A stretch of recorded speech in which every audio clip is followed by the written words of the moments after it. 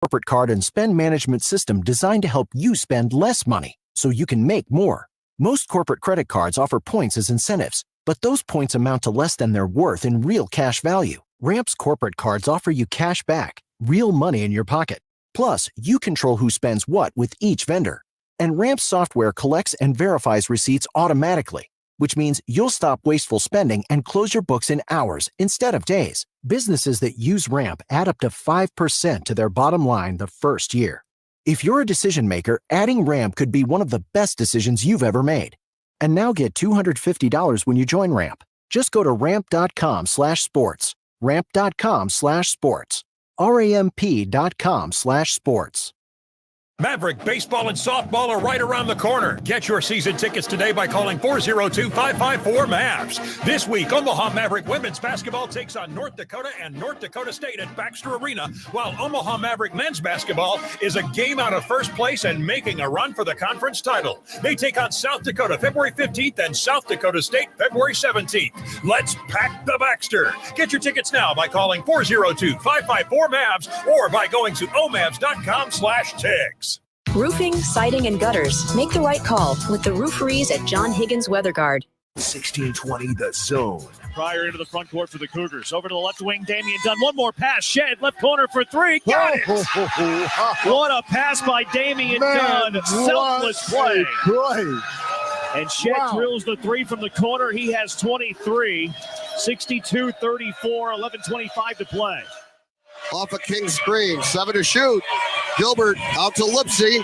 He's going to have to shoot a contested three, and he got it.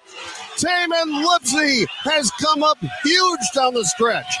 66-59, Iowa State. Newton behind the screen of Klingon. Falls into the paint, missed the shot. Rebound by Klingon. He put it in, and he's fouled. Oh, what a play. Klingon tipped it to himself and banked it home. How big was that? Tigers win it here in Chapel Hill, their second win ever. They've won 2 of 3 now in this building and open up the second half of the ACC in about the best way possible. Clemson wins it over North Carolina 80-76. What a great win for our Clemson Tigers. Live from 50th and Capitol Avenue in the Big O. This is Mornings with Sharp and Handley on 1620 The Zone, 1620thezone.com, and 1620 The Zone TV. Now here's Gary, Nick, and Jimmy. You're cooking with gas. Hey, happy Wednesday. It's Mornings with Sharp and Handley, 1620 The Zone. Welcome to all of the 1620 The Zoners in the stream. It's Nick and Jimmy today. Gary's traveling up north to what did we find out? It was going to be in the 30s. Oh, yeah, tropical. In North Grand Dakota. Forks could push 40. Yeah. And a big North Dakota swing for the Omaha men's basketball team as they play tomorrow night. We've got hoops tonight, It could be pantless Wednesday up there, actually. I mean, I would assume 40 degrees for them is like 80. Yeah. I would think that the shorts are maybe coming out a little bit earlier. The shorts are coming out for me later. It's going to be 60 today. Yeah. And it's going to be, I know, breezy, but is it going to be like kind of a warm, well, it's going to be a warm breeze? Yeah. Well, I don't know if it will be entirely comfortable, but if the wind's coming from the south, breaking news, it's better than when it comes out of the north. Oh, yes, very much so. Yeah. So you heard it here first. Look at you, scientist, meteorologist. Yep. That's what I'm here for. It's good stuff.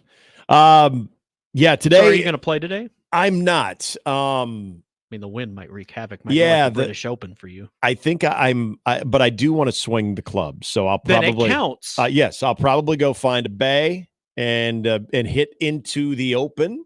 There's actually a few places you could do that now, and I know there are a few courses open. I know Gary encourages this, and I want to do this especially here in this next 48 hours.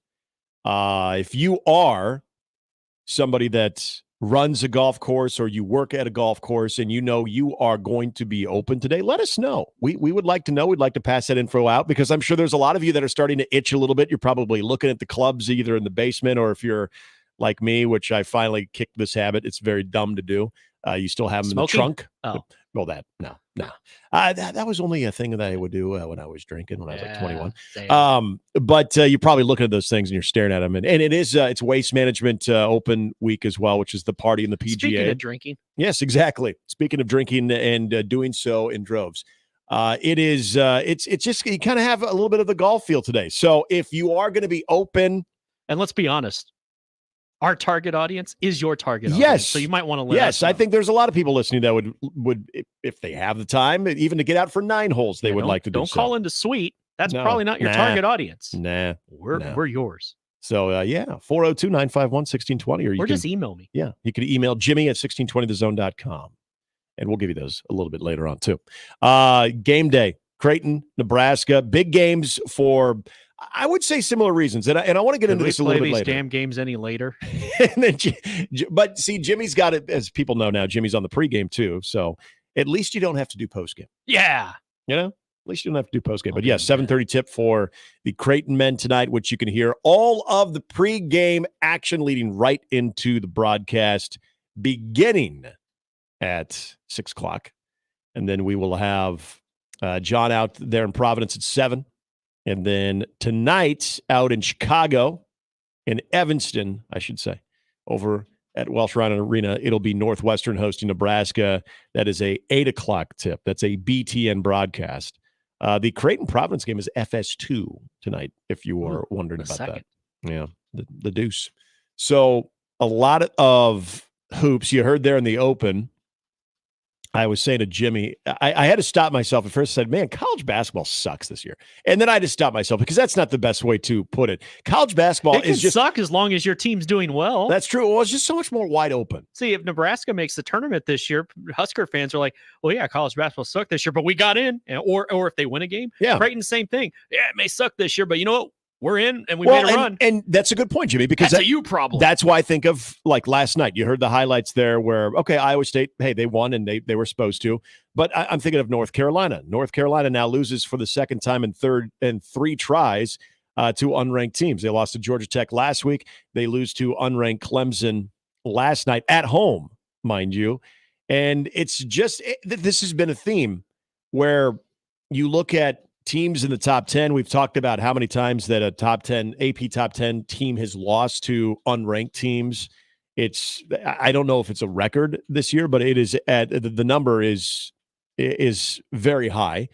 You've got, and then this is maybe more reason to appreciate UConn. And I'm going to say this too, more reason to probably appreciate what you're seeing from Purdue, because as much as the shine is on UConn, and I know Gary is Team UConn, and I don't blame him because they're good. And I'll get to UConn here in a moment. But I'm thinking about all the chaos that has ensued in college basketball when you are in the top 5 and you take on all comers and you're in a competitive conference. We know the Big Ten isn't as deep as it has typically been in the men's basketball product. But since that night in Lincoln in early January, remember the snowstorm, Jimmy? Well, you know what? You look outside. I remember the snowstorm. I do too. Nick. And it feels like it was a while ago because I look outside and there is not a speck of snow on the ground. And there's not even wet streets anymore. We've got dry streets that probably still have a lot of salt and sand on them. And you've got green grass. It's actually a lot greener than it typically would be in February too. You've got noticeable grass as far as the eye can see. So that tells you it's been a while since Purdue has lost a game. Oh, this went back to Purdue. I thought you were wanting snow. What the hell's wrong with you? But that was the last time when Purdue lost a game to Nebraska in that early January. Since then, they have rattled off 7 in a row. They've beat teams that I wouldn't say are world beaters up until last week. Apologize for who you play. You just got to beat them. And you know what? That was a big road win that they had on Saturday against Wisconsin. Or sorry, Sunday against Wisconsin. So what they've done too, you start to maybe look at Purdue a little bit and say, okay, so what UConn is doing, you look at the teams that are 1 and 2 right now, respectively, in the AP top 25. Those are teams that are starting to get into form. And we're going to get into this part of the conversation with Nebraska and Creighton because, as I've stated many times on the show, in February, I compare it to, again, using the golf theme, when you think of Saturday being moving day. It is where you're jockeying I like for that position. metaphor, though. Yes, I think when you said it, I used it. Hoops in February for college basketball teams that are legitimate NCAA tournament teams.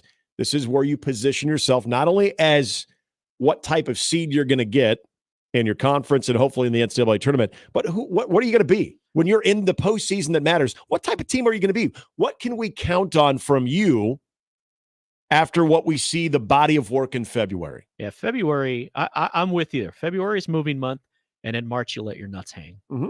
That's right. That's basically what it is. Well, and you've been around enough college basketball to know, sometimes February comes with, okay, well, let's say that things are rolling for a team and all of a sudden you suffer a devastating injury. Well, if that happens in February, guess what? You're going to have to deal with that in March. So at least you have time to prepare for it. Exactly. Look at Kenyon Martin in 1998. He breaks his leg in the conference tournament. That ends Cincinnati's chances. They might have won it all that year. Exactly. They were the best team. Creighton a couple of years ago when they played Kansas in the round of 32 game, they had some unfortunate injuries as well. I actually forgot they played. Yeah. It was a great game, which is weird considering where I live now. And why do And a year Kansas, it was the most recent national championship too.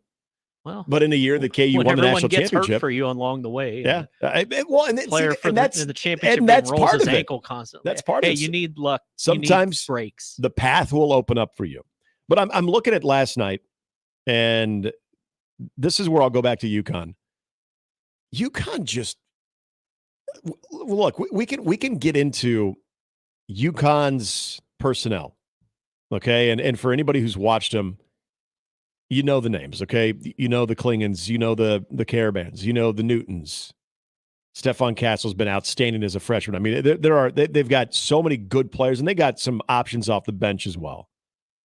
But what I watched, and this maybe was more noticeable because I was watching it from start to finish, every little detail I possibly could, when UConn hosted Creighton a couple weeks back in Stores. That game, offensively it was uncomfortable to watch. It was awful. But how do you withstand a really bad shooting night? How are you able to, like when you're a pitcher and you don't have your stuff, you still got to be out there on the mound. You still got to try to put your team in a position to win. How do you compete? What's your level of toughness?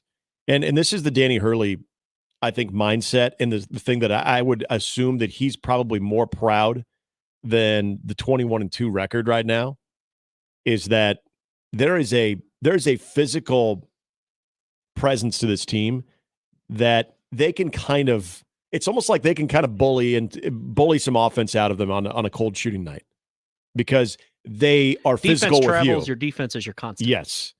But even beyond the defense, and you're right, defensively, physical, what they have in the paint with Klingon. I mean, all of those things matter. But the way a game is being officiated, if you're able to maybe get away with certain things, even offensively to get position, even on second chance opportunities to maybe you weren't necessarily in the legal position as it's seen in the NCAA or in the referee's eyes, but you're able to kind of muscle your way in position to get a second or third opportunity too.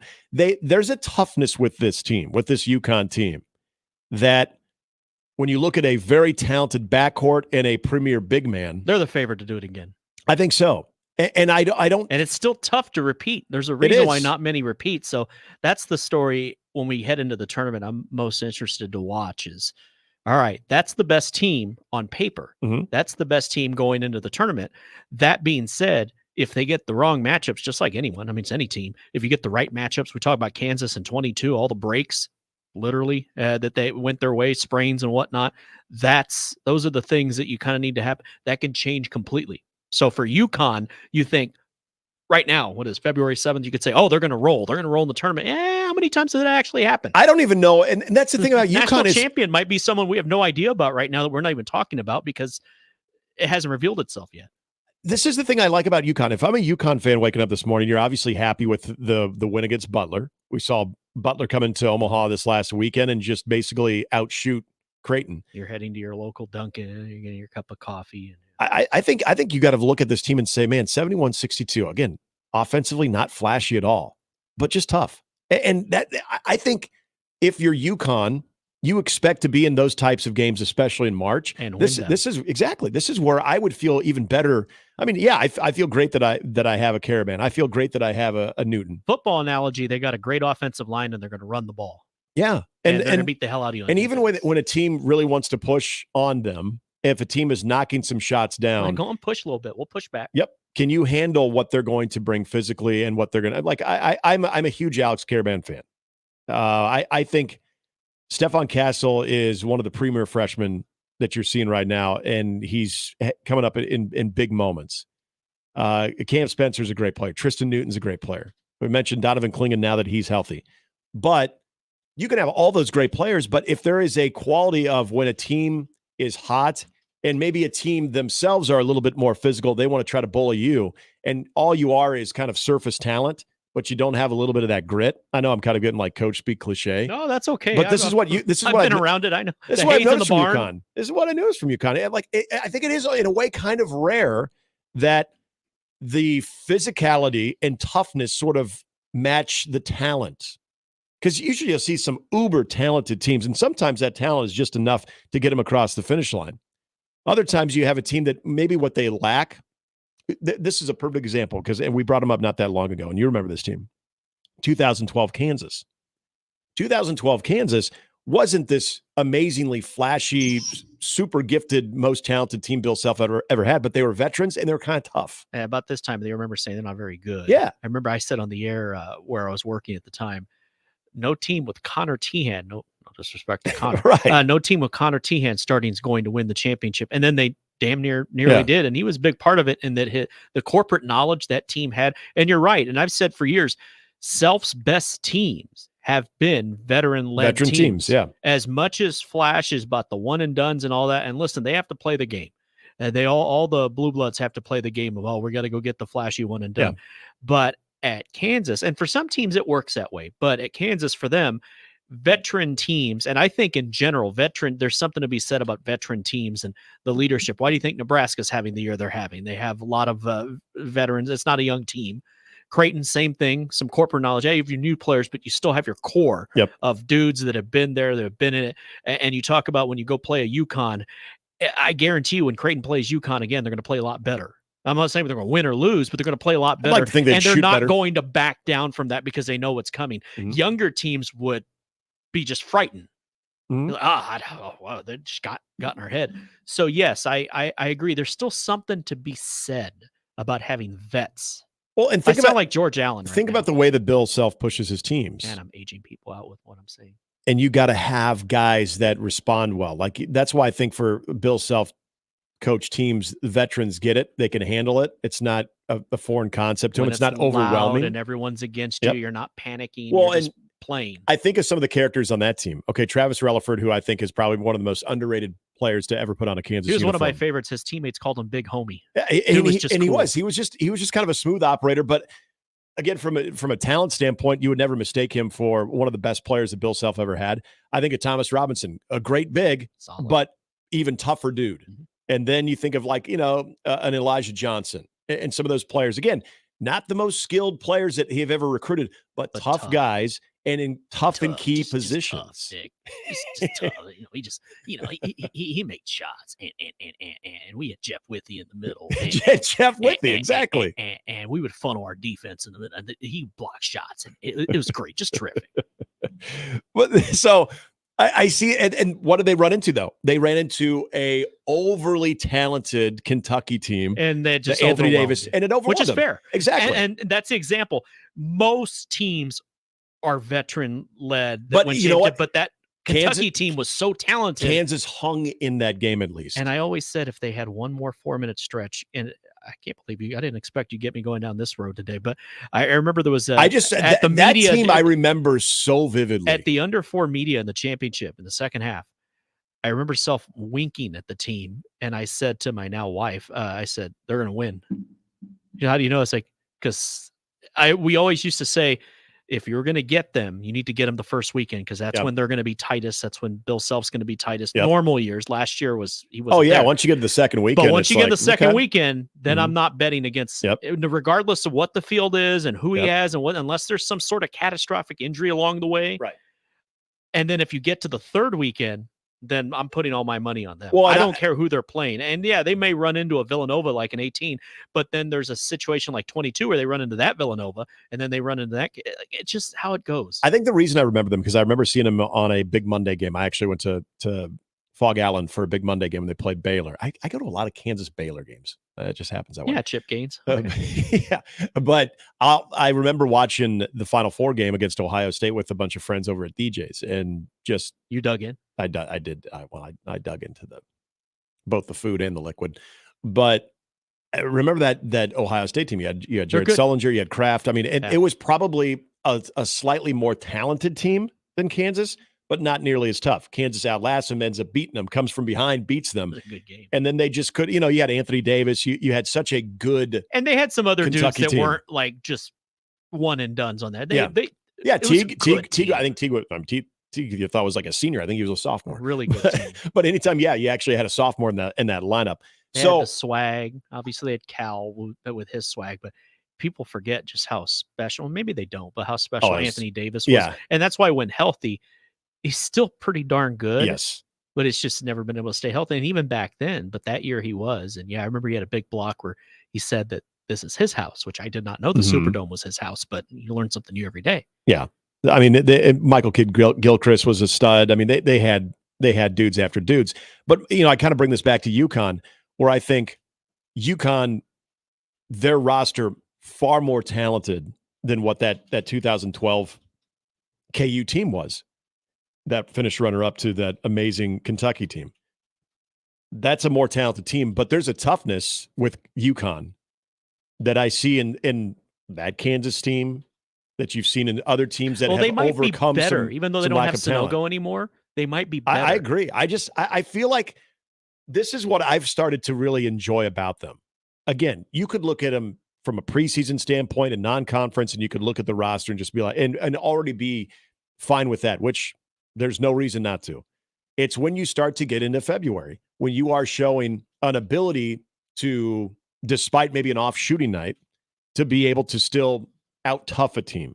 And that's what I'm seeing out of UConn. And usually when you're sitting there towards the top or now at the top throughout the season, you maybe lose a little bit of that. Teams are they're throwing everything they can out at you, and you're still able to kind of deflect it. So UConn has looked like that.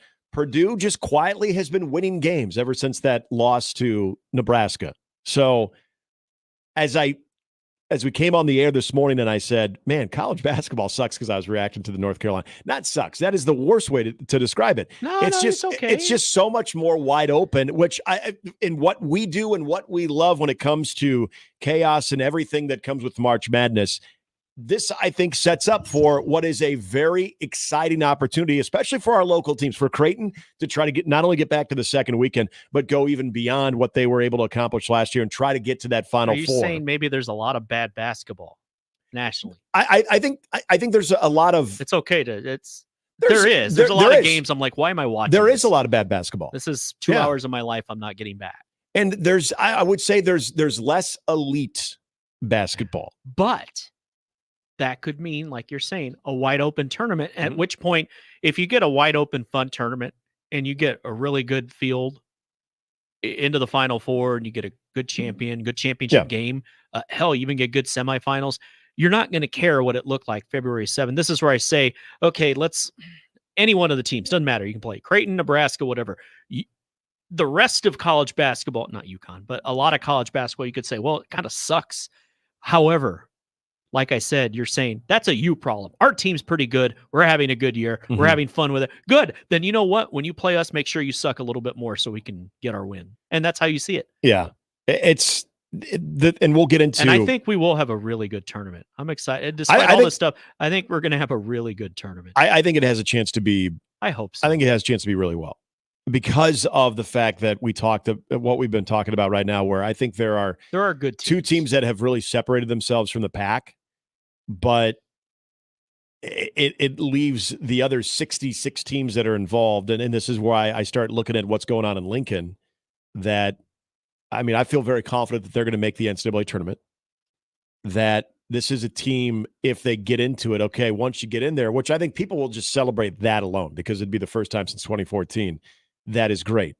Yeah. But then the conversation always pivots to, okay, can they win that first ever game and finally get themselves off of that very, very exclusive yet not exclusive in a good way list of the only Power 5 school to not win a NCAA tournament game. So there's a lot of opportunity, I would say, with the field of 68 this year. That's probably the best way to look at it. But North Carolina losing again last night, that was interesting. And it goes to show you, whether you're at home or on the road, especially on the road, it is tough to win in college basketball right now. And I think a lot of that is also because of a lot of older rosters. We're starting to finally see the COVID year begin to phase itself out, but you still have a lot of guys, extra years, older players, played a lot of college basketball all across the board. College is fun. Yeah. And so what you might not get every night consistently, if you're one of those programs that's, hovering around 500 or below, you still got that opportunity on any given night to have that big night. You're saying if you're not good this year, it's like, oh man, what more do you need? Yeah. You can't be good this year. Well, yeah, because there is a lot of that experience, those veterans all across the board that, is giving, I think, some of those teams like last night, like a Clemson, a chance to win a basketball game against a much more talented North Carolina team. They almost beat Duke too. Yep. So maybe they're not too bad. Yeah. I remember they were good when Rick Barnes coached them. I just remember the ACC was actually a very deep conference. Yeah. Man, They used to have their own night. Was it their night was Thursday? Yes. Yeah. You'd always get the big ACC game. Yeah. I And that's usually when Duke, North Carolina would play. That's a Would be that different Thursday night. conversation, but man, you've said it before, and Gary has too. I miss Big Monday. I miss Super Tuesday. Super Tuesday. You'd always get the great Big Ten games. Yeah. Yep. Today we're also I hate following. I'm sorry. You just got to adjust. Every night's a big night in college basketball now. That's what it is. I mean, it could be Friday night. That's what it is. We're following it because Nebraska does have some potential news today of National Signing Day. Usually this was the day. This is where we'd wake up. Remember all of the National recruiting Signing services. Day? Oh yeah. Recruiting services guys, they'd already be on like their fifth cup of coffee at this point of the morning. Faxes would be rolling Yep. in. Make sure the fax machine's plugged in. It's got ink. You got someone who's designated to be manning that thing, and it's just done a little bit differently these days, and especially February's significance compared to December. But Nebraska, with already a pretty well-stocked 2024 recruiting class, could add 2 today. Keona Wilhite will make his announcement official between UCLA and Nebraska. That'll be on the 24/7 Sports YouTube channel. They'll be doing that live a little bit later on this morning. So we will keep you up to date on that. But again, a lot of the crystal balls are in the direction of Nebraska when it comes to Keona Wilhite. He is the defensive lineman edge out of Arizona. And so we will see. He was previously committed to Washington. He decommitted. It looked like UCLA was in the driver's seat for that, although Keona Wilhite, by all indications, seemed to really, really like Tony White, really like the flexibility of that scheme in the 3-5 defense, 3-5-5 defense. So 3-5-5, that wouldn't make sense. Yeah. 3-5-5? Yeah. Yeah. You know what I mean. But might be a penalty. He looks like that will, well, okay, we shouldn't say will, but looks good. Looks good for Nebraska. Then you also have a Wisconsin decommit from back in December in the person of Kamir Prescott. He is a safety listed as an athlete, but it sounds like he would be seen as a safety from Newman Gorietta in Philadelphia. He decommitted from Wisconsin early in December, and now the crystal balls are also pointing towards Nebraska. So that is another one that we will get wind of at one point. Also, a note for today, and I would have tuned into the Connor Happer show and heard the we worked Matt with him. Rule press conference. That has been pushed to 3:00 today. So Matt Rule will speak at 3:00. And it won't be on the Connor Happer show. No, it will not. I'm assuming our afternoon guys will have it. Unless Connor has like this big sit-in where he says, I'm maybe. not leaving. Yeah, maybe it'll just be an extended crossover. So you do have those things to kind of keep an eye on. Kamir Prescott, who was in Lincoln for the spring game, by the way. It seems like there is definitely some some smoke with that as well. So could Nebraska land 2 additional to what has already been a very impressive, solid, we could just call it Matt Rule's first real recruiting class. Everything was kind of pieced together when he got here last year at the end of November. Now you had a chance to go through the preseason of football, the season itself, now into the offseason, and be able to really fine-tune this 2024 class. It's amazing. It keeps growing and likely will grow more today. So we will keep you up to date on all of that when it comes to National Signing Day. The big news today, too, when it comes to the Matt Rule press conference, I shouldn't say big news, but we will get to hear from Glenn Thomas, the newest, not him, but the newest addition to the Nebraska coaching staff, and a very important one for that, as well as the quarterback coach and also the co-offensive coordinator. Might have had a chance to hear him speak on the network a week ago, but this is where he'll actually get to field some questions, talk a little bit about his vision when it comes to not just quarterback and quarterback development, which I think obviously is going to be a big part of the conversation, but any inkling to how that collaboration between he and Marcus Satterfield, and obviously Matt Rule, who's being the head coach, going to have the final say on everything, but that collaboration between he and Marcus Satterfield when it comes to what they want to do offensively and how they can see this offense take a much-needed major step forward for Nebraska this season. You like what you got with the defense. You like what you got with Tony White. You like what you got as far as the personnel coming back. Good news for Nebraska is they've got some dudes coming back, but that one position that has been a problem, especially last year, is finding that consistent play out of the quarterback position and likely doing so with a true freshman, albeit a very talented freshman. So how does that look? I think it'll be a lot of interest to hear what Glenn Thomas has to say. Matt Rule, again, he will speak as well. So a lot coming up this afternoon here on sort of an, I don't even know what we call this. This is the final signing period of the 2024 season, but it just doesn't have the same type of shine, doesn't have the same type of anticipation because all the heavy lifting, for the most part, is done in December. This is where if you're, a new coach to a new program, this is obviously probably a bigger day for you because you're trying to pull off some 11th hour miracles and trying to solidify a class that you're most likely inheriting. But for a team like Nebraska, I mean, right now, I think it's all just gravy. I like gravy. Who doesn't like gravy? If you don't like gravy, I've got nothing for you. I'm a white gravy guy. Yeah, I've absolutely got nothing for you. Speaking of offensive coordinators talking to the media, Tim Lester, the new offensive coordinator for Iowa, spoke yesterday too. And some interesting takeaways that I want to get into with the new Iowa offensive coordinator and our friends that are across the river and, well, some that just reside here in the great state of Nebraska too, that listen to the show, Iowa JD being one of them. Morning, JD. I'll get into it a little bit later, but I'll say this. Not a bad job by the OC yesterday. Not a bad job at all. Obviously, he'll be judged 7 months from now when they Air Iowa hit the field. Air Hawkeye. How about RPO Iowa? Oh. Yeah, that's a start. The Hawk Raid. It's a start. But yeah, it were some interesting things that he had to say, and just seemed like a very, very confident individual. But we'll get into that. You can weigh in on the conversation at all today. Again, we've got Nebraska hoops tonight, Nebraska Northwestern, Creighton Providence. Of course, you'll hear that game right here on 1620 The Zone if you want to get into any of that.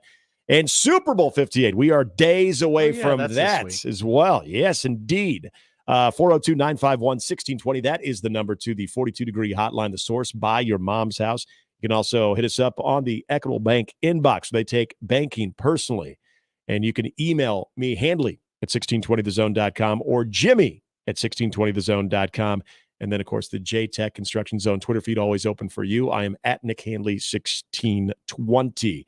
As we get things rolling here, coming back, what to look for with Nebraska's 2024 recruiting class, not only today, but what this could mean for the Matt Rule era. Also, Nebraska did get a decommit for the 2025 class. We'll tell you all about that as we return, and we'll get into hoops. We'll get into the Super Bowl and so much more. Glad you are with us here on a hump day of Mornings with Sharp and Handley. That's going to be more of a Friday conversation. Okay. Yes. Yeah. We'll get a couple of the puppies on to talk to them, see how they're feeling about the big game as well. Yeah. It is Mornings with Sharp and Handley, 1620 The Zone.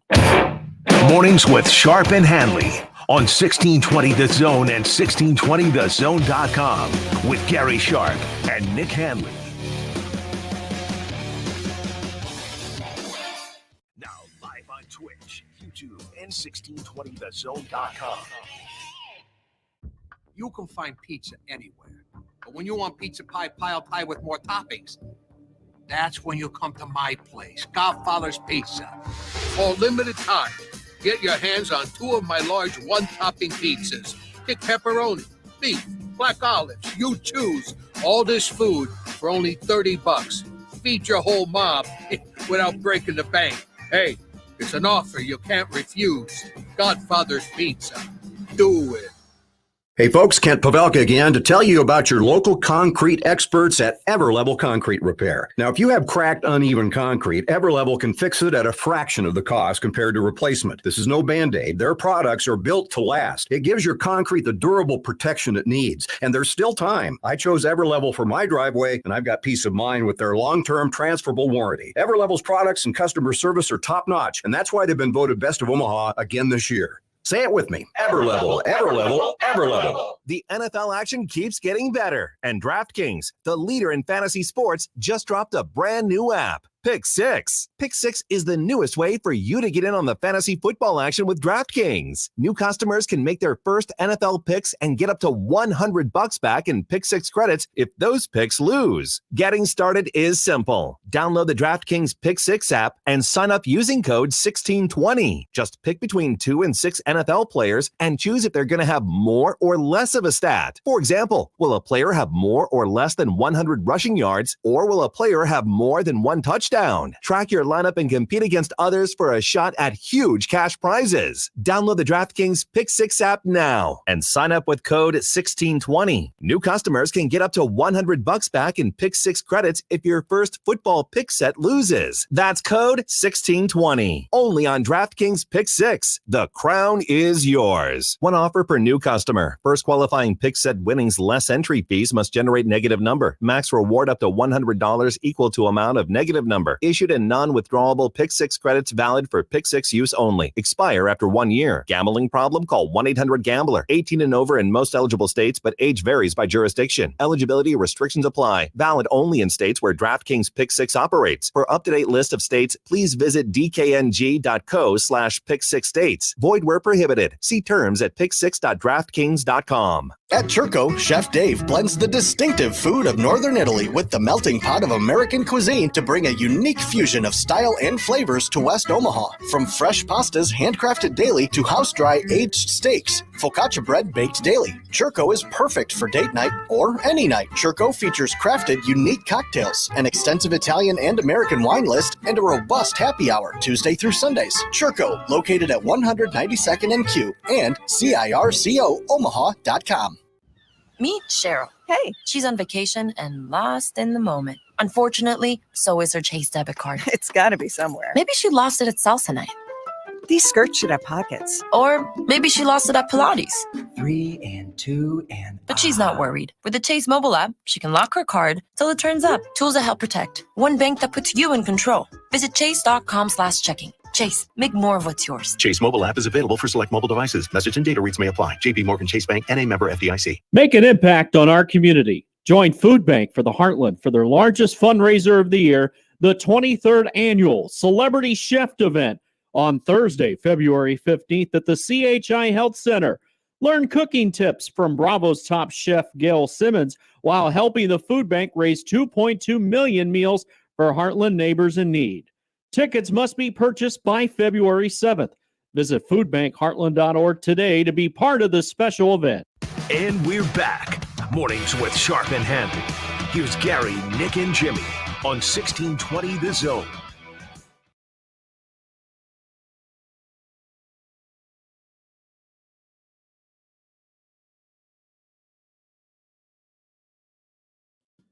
Coming up on the show, we're going to be talking more National Signing Day. Again, the final signing day and signing period of the 2024 calendar year for the classes. We'll talk to Mike Schaefer, Husker 24/7 Sports. He joins us at 8:30. We will get a preview of tonight's Creighton-Providence game. Shave.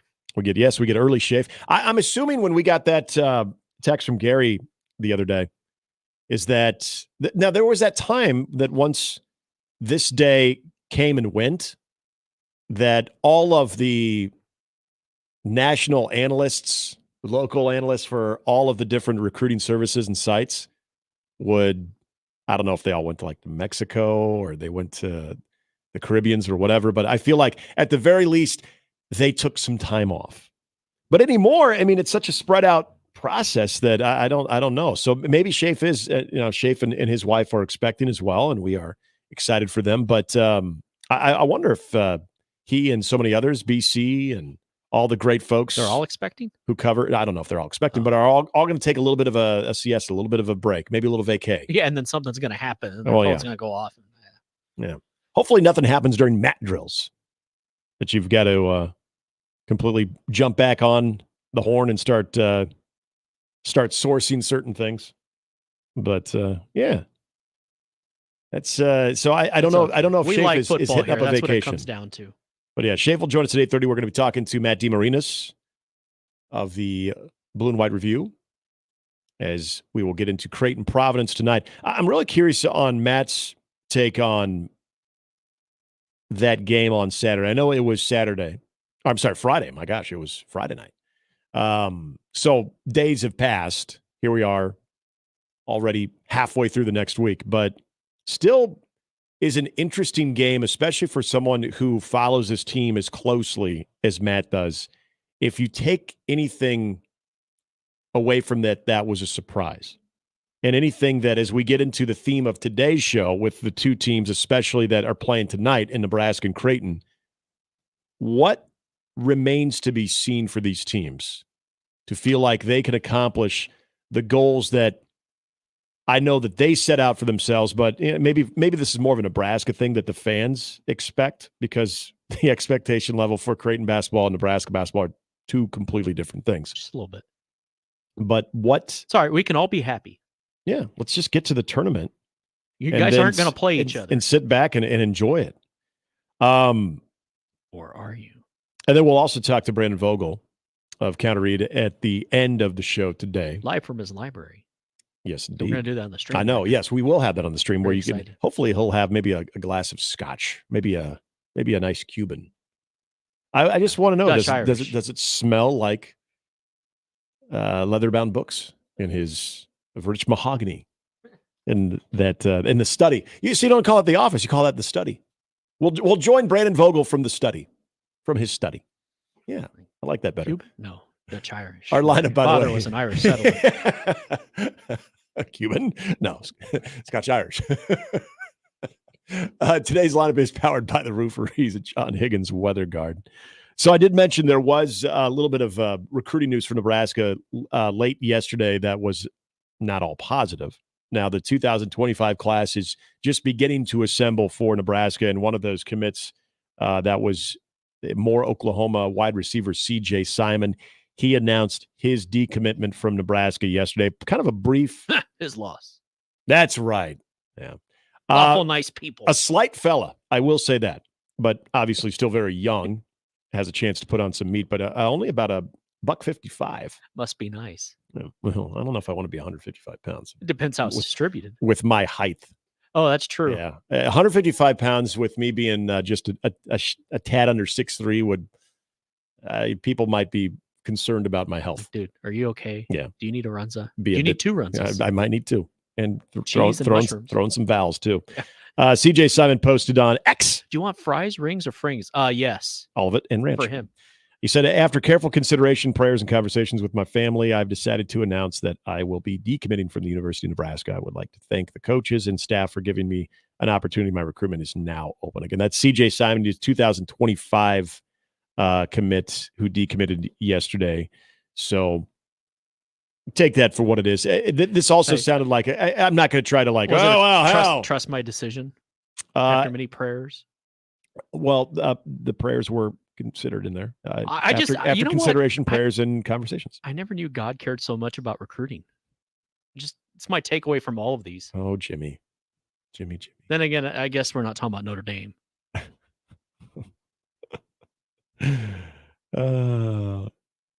He's 5'11", 155 pounds. That's good size to be 155. He'll be okay. They'll put some meat on. He would have put, obviously, and he will wherever he goes. They have a way of doing that. Put on good weight, yes. Pasta. So that now takes Nebraska down to just 3 commits in 2025. They'll be okay. Well, I know. That was the first thing. Oh my gosh, 2025. It's only a year away. Just hope I'm alive. Let's get on that. It'll be fine. We're still here. You got a lot of junior days ahead. A lot of camps, Jimmy. A lot of camps going on too. They're sending Ed all over the state. Yeah. Ambassador Ed. So that was the recruiting news yesterday. So I was thinking about this, and I don't know if you and I have had this conversation because I'm not sure how you view recruiting, but I know there are people that will look at it as college version of the draft. That's kind of how I look at it. It is. It's kickball. Because fourth grade, when you are projecting someone to go from one level to the next, it's always a crapshoot.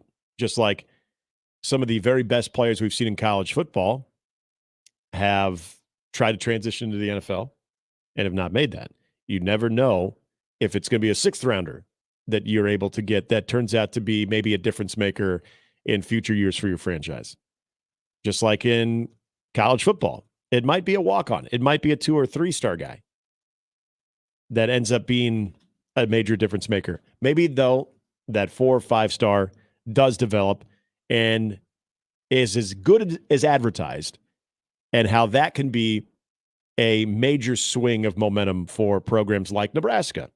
Where if a certain 5-star quarterback comes in and he's absolutely, every bit of 5 stars, you're like, you know where I'm going on this one. And I think he will be good.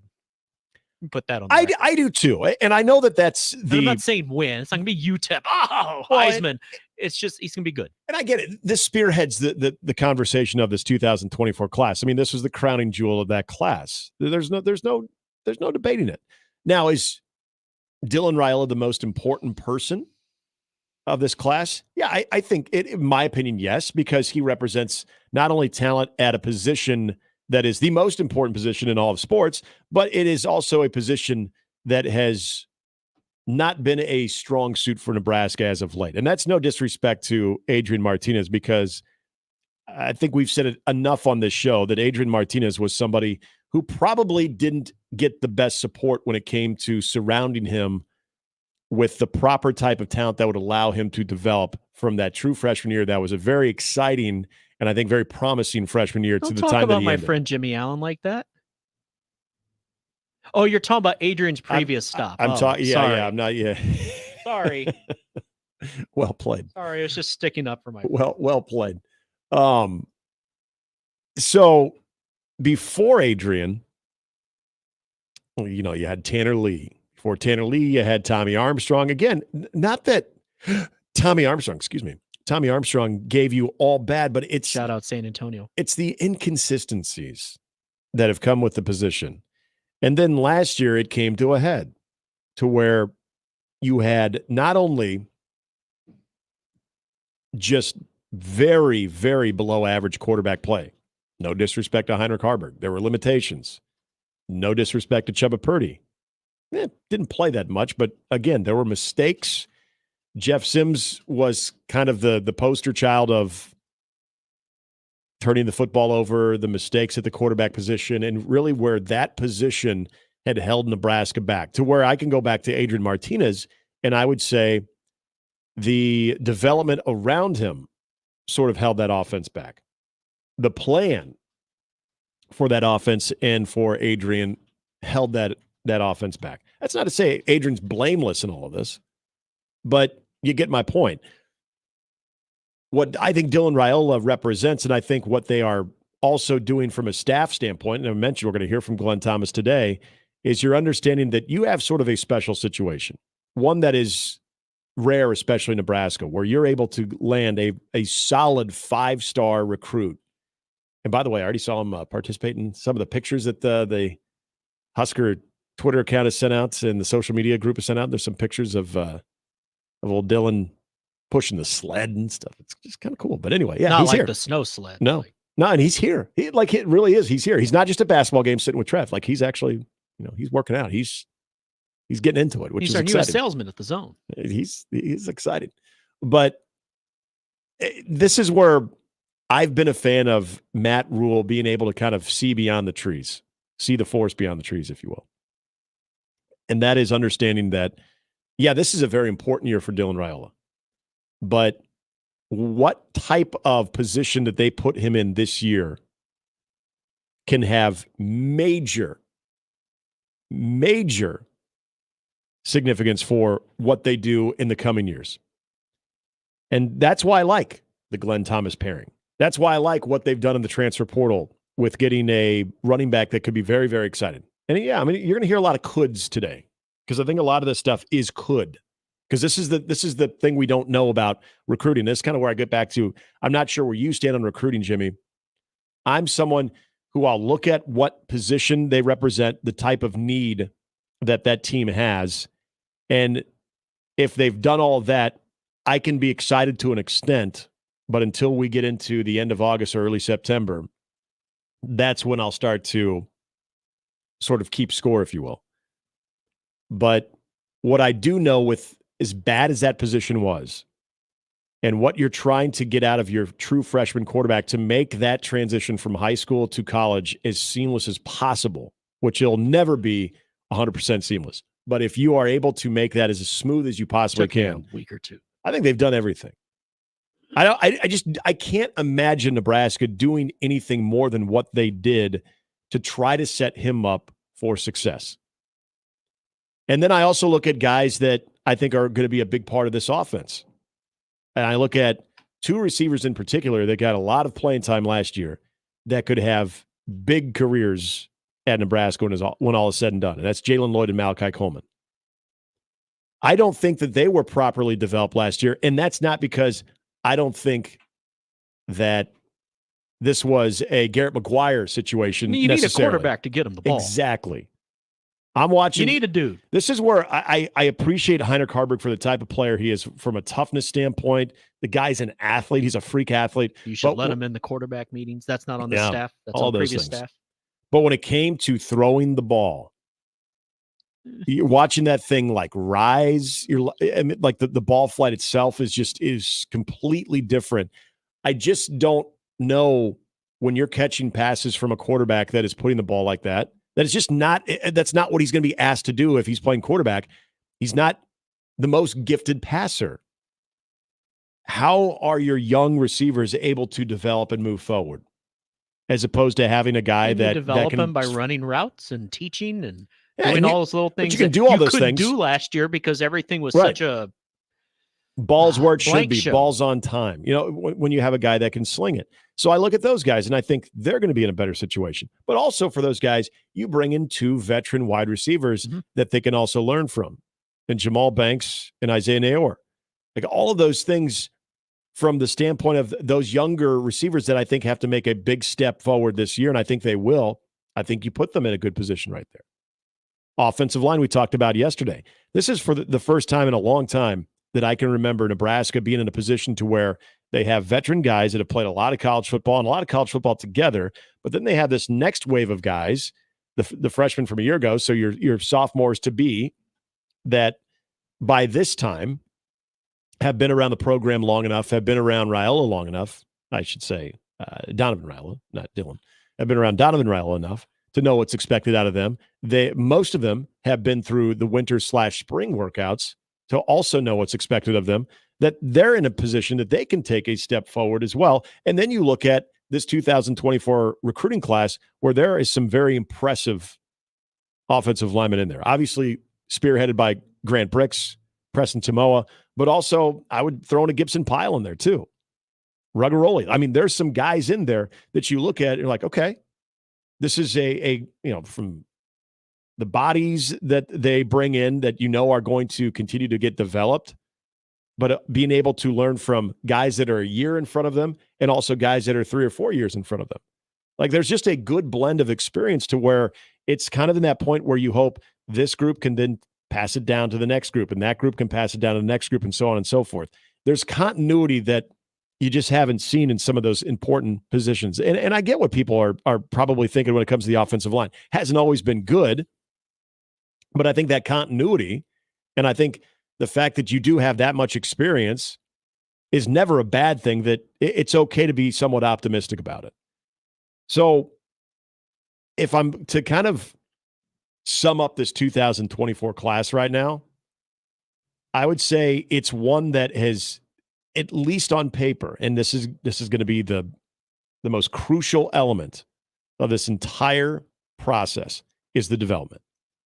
But from the very least, Jimmy, this recruiting class, in my opinion, has put Nebraska in a position to where if they get that development, that they can see a lot of that success build from this year on and on. And you're saying you should be excited. Guarded optimism, but be excited. Guarded optimism is a very good way to put it. Excited because you have adults in the room now leading. Mm-hmm.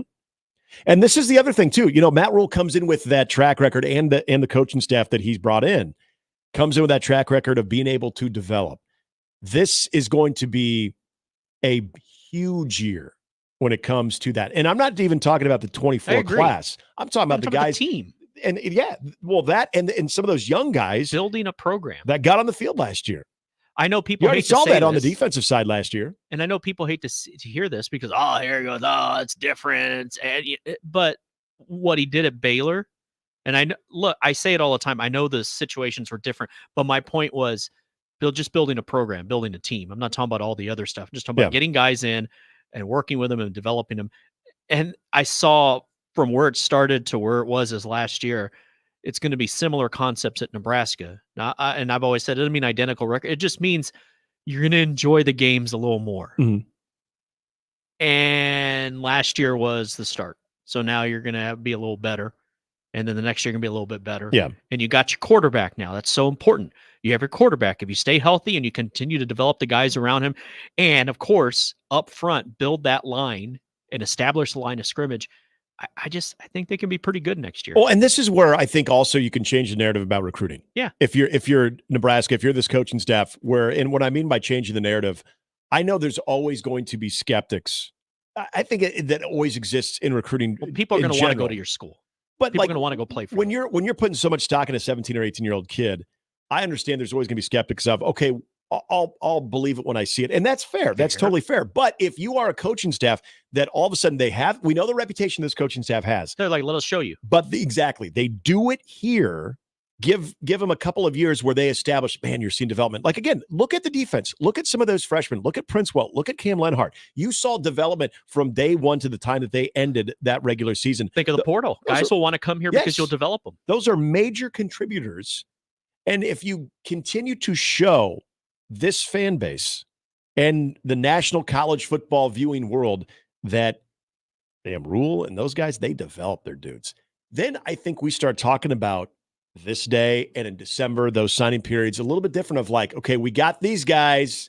Man, how'd they get that guy? And we know they're going to be developed because that's what this staff does. And that's why. Before you know it, then you've got the machine working. That's where you don't feel like, man, am I just drinking the Kool-Aid thinking this recruiting class is going to be really good? Or is there actual substance? Because I've looked at the last two recruiting classes in the last 2 years, and you've seen significant development. Now, look, there's never going to be a 100% hit rate. That's just impossible. But you can still be pretty good. But even if you get a 60% hit rate on your recruiting class, that's pretty good. That's really, really good. You guys talk about get old, stay old. That's how it starts. Exactly. So it begins to change the narrative of, well, he's got a lot of stars. Dudes want to come play for you because they trust you. But boy, can our guys develop? Can our coaches develop them to? You get to the point of, man, you see they got that 3-4, that high 3-star, that 4-star. Man, we get that 5-star. And given the way that Evan Cooper develops, given the way that Raiola develops, given the way that Glenn Thomas develops, hell yeah, man. Tony White. Yeah, Corey Cooper. 155 pounds, we can make you 180. This is going to be sweet. I'm really excited, and I have reason to be excited about this recruiting class because not only are they good, from where they come from, from accolades and talent-wise, but I know once they get into our program, they're going to be amazing. We haven't been able to say that in a very, very long time. That's where I'm hoping this recruiting class mixed with this coaching staff's reputation will begin the change of that narrative of where you can go from asking the question of, am I excited about this recruiting class because I'm just an optimist and I got the rosy red colored glasses on, or have I seen proof that I should be because I trust this coaching staff? Well, and that's where we are. And I know what you mean, where people are like, well, I'll believe it when I see it. But once you start to see it, people will buy in very quickly because they want it. They're super knowledgeable. They care a lot. Look at how people, it was all farts and giggles when you're 5-3 or 5-4 or whatever, because you just have that semblance of hope. Mm-hmm. And if you start to have that hope and you start to see it, hey, not only do we have hope, but look, it's happening. Right. That's a whole different animal. Yep. That's a whole different animal. And we'll notice it, especially with what we do and where we are. And I really believe this. And it's not even, look, don't accuse me of being this huge optimist because I'm not. We know better than that, Jimmy. Come on. But I really do have faith that this staff can develop these players. I'm excited to watch it. Yeah. And this is an intriguing class. They check a lot of boxes, and I think it's... And stay healthy. I always say, stay healthy. If you stay healthy, they're going to have a chance to be really nice, and you're going to see some things that you saw last year not happen, and you're going to see some things that you didn't see last year happen. It's a potentially huge class for a lot of the reasons we just discussed. Again, Positive Wednesday. We're going to... I know, look at us. What the hell? We're going to keep you up to date on, again, Keona Wilhite. He will make his decision official. It's between UCLA and Nebraska. Cross your fingers, things look good for Nebraska. And then also, it was kind of late in the process when it came to someone that Nebraska was in on. And then the crystal ball started rolling out. And then all of a sudden you saw, oh, hey, there is something to this. And that is Kamir Prescott out of Philadelphia. He is most likely be a safety. Is listed as an athlete.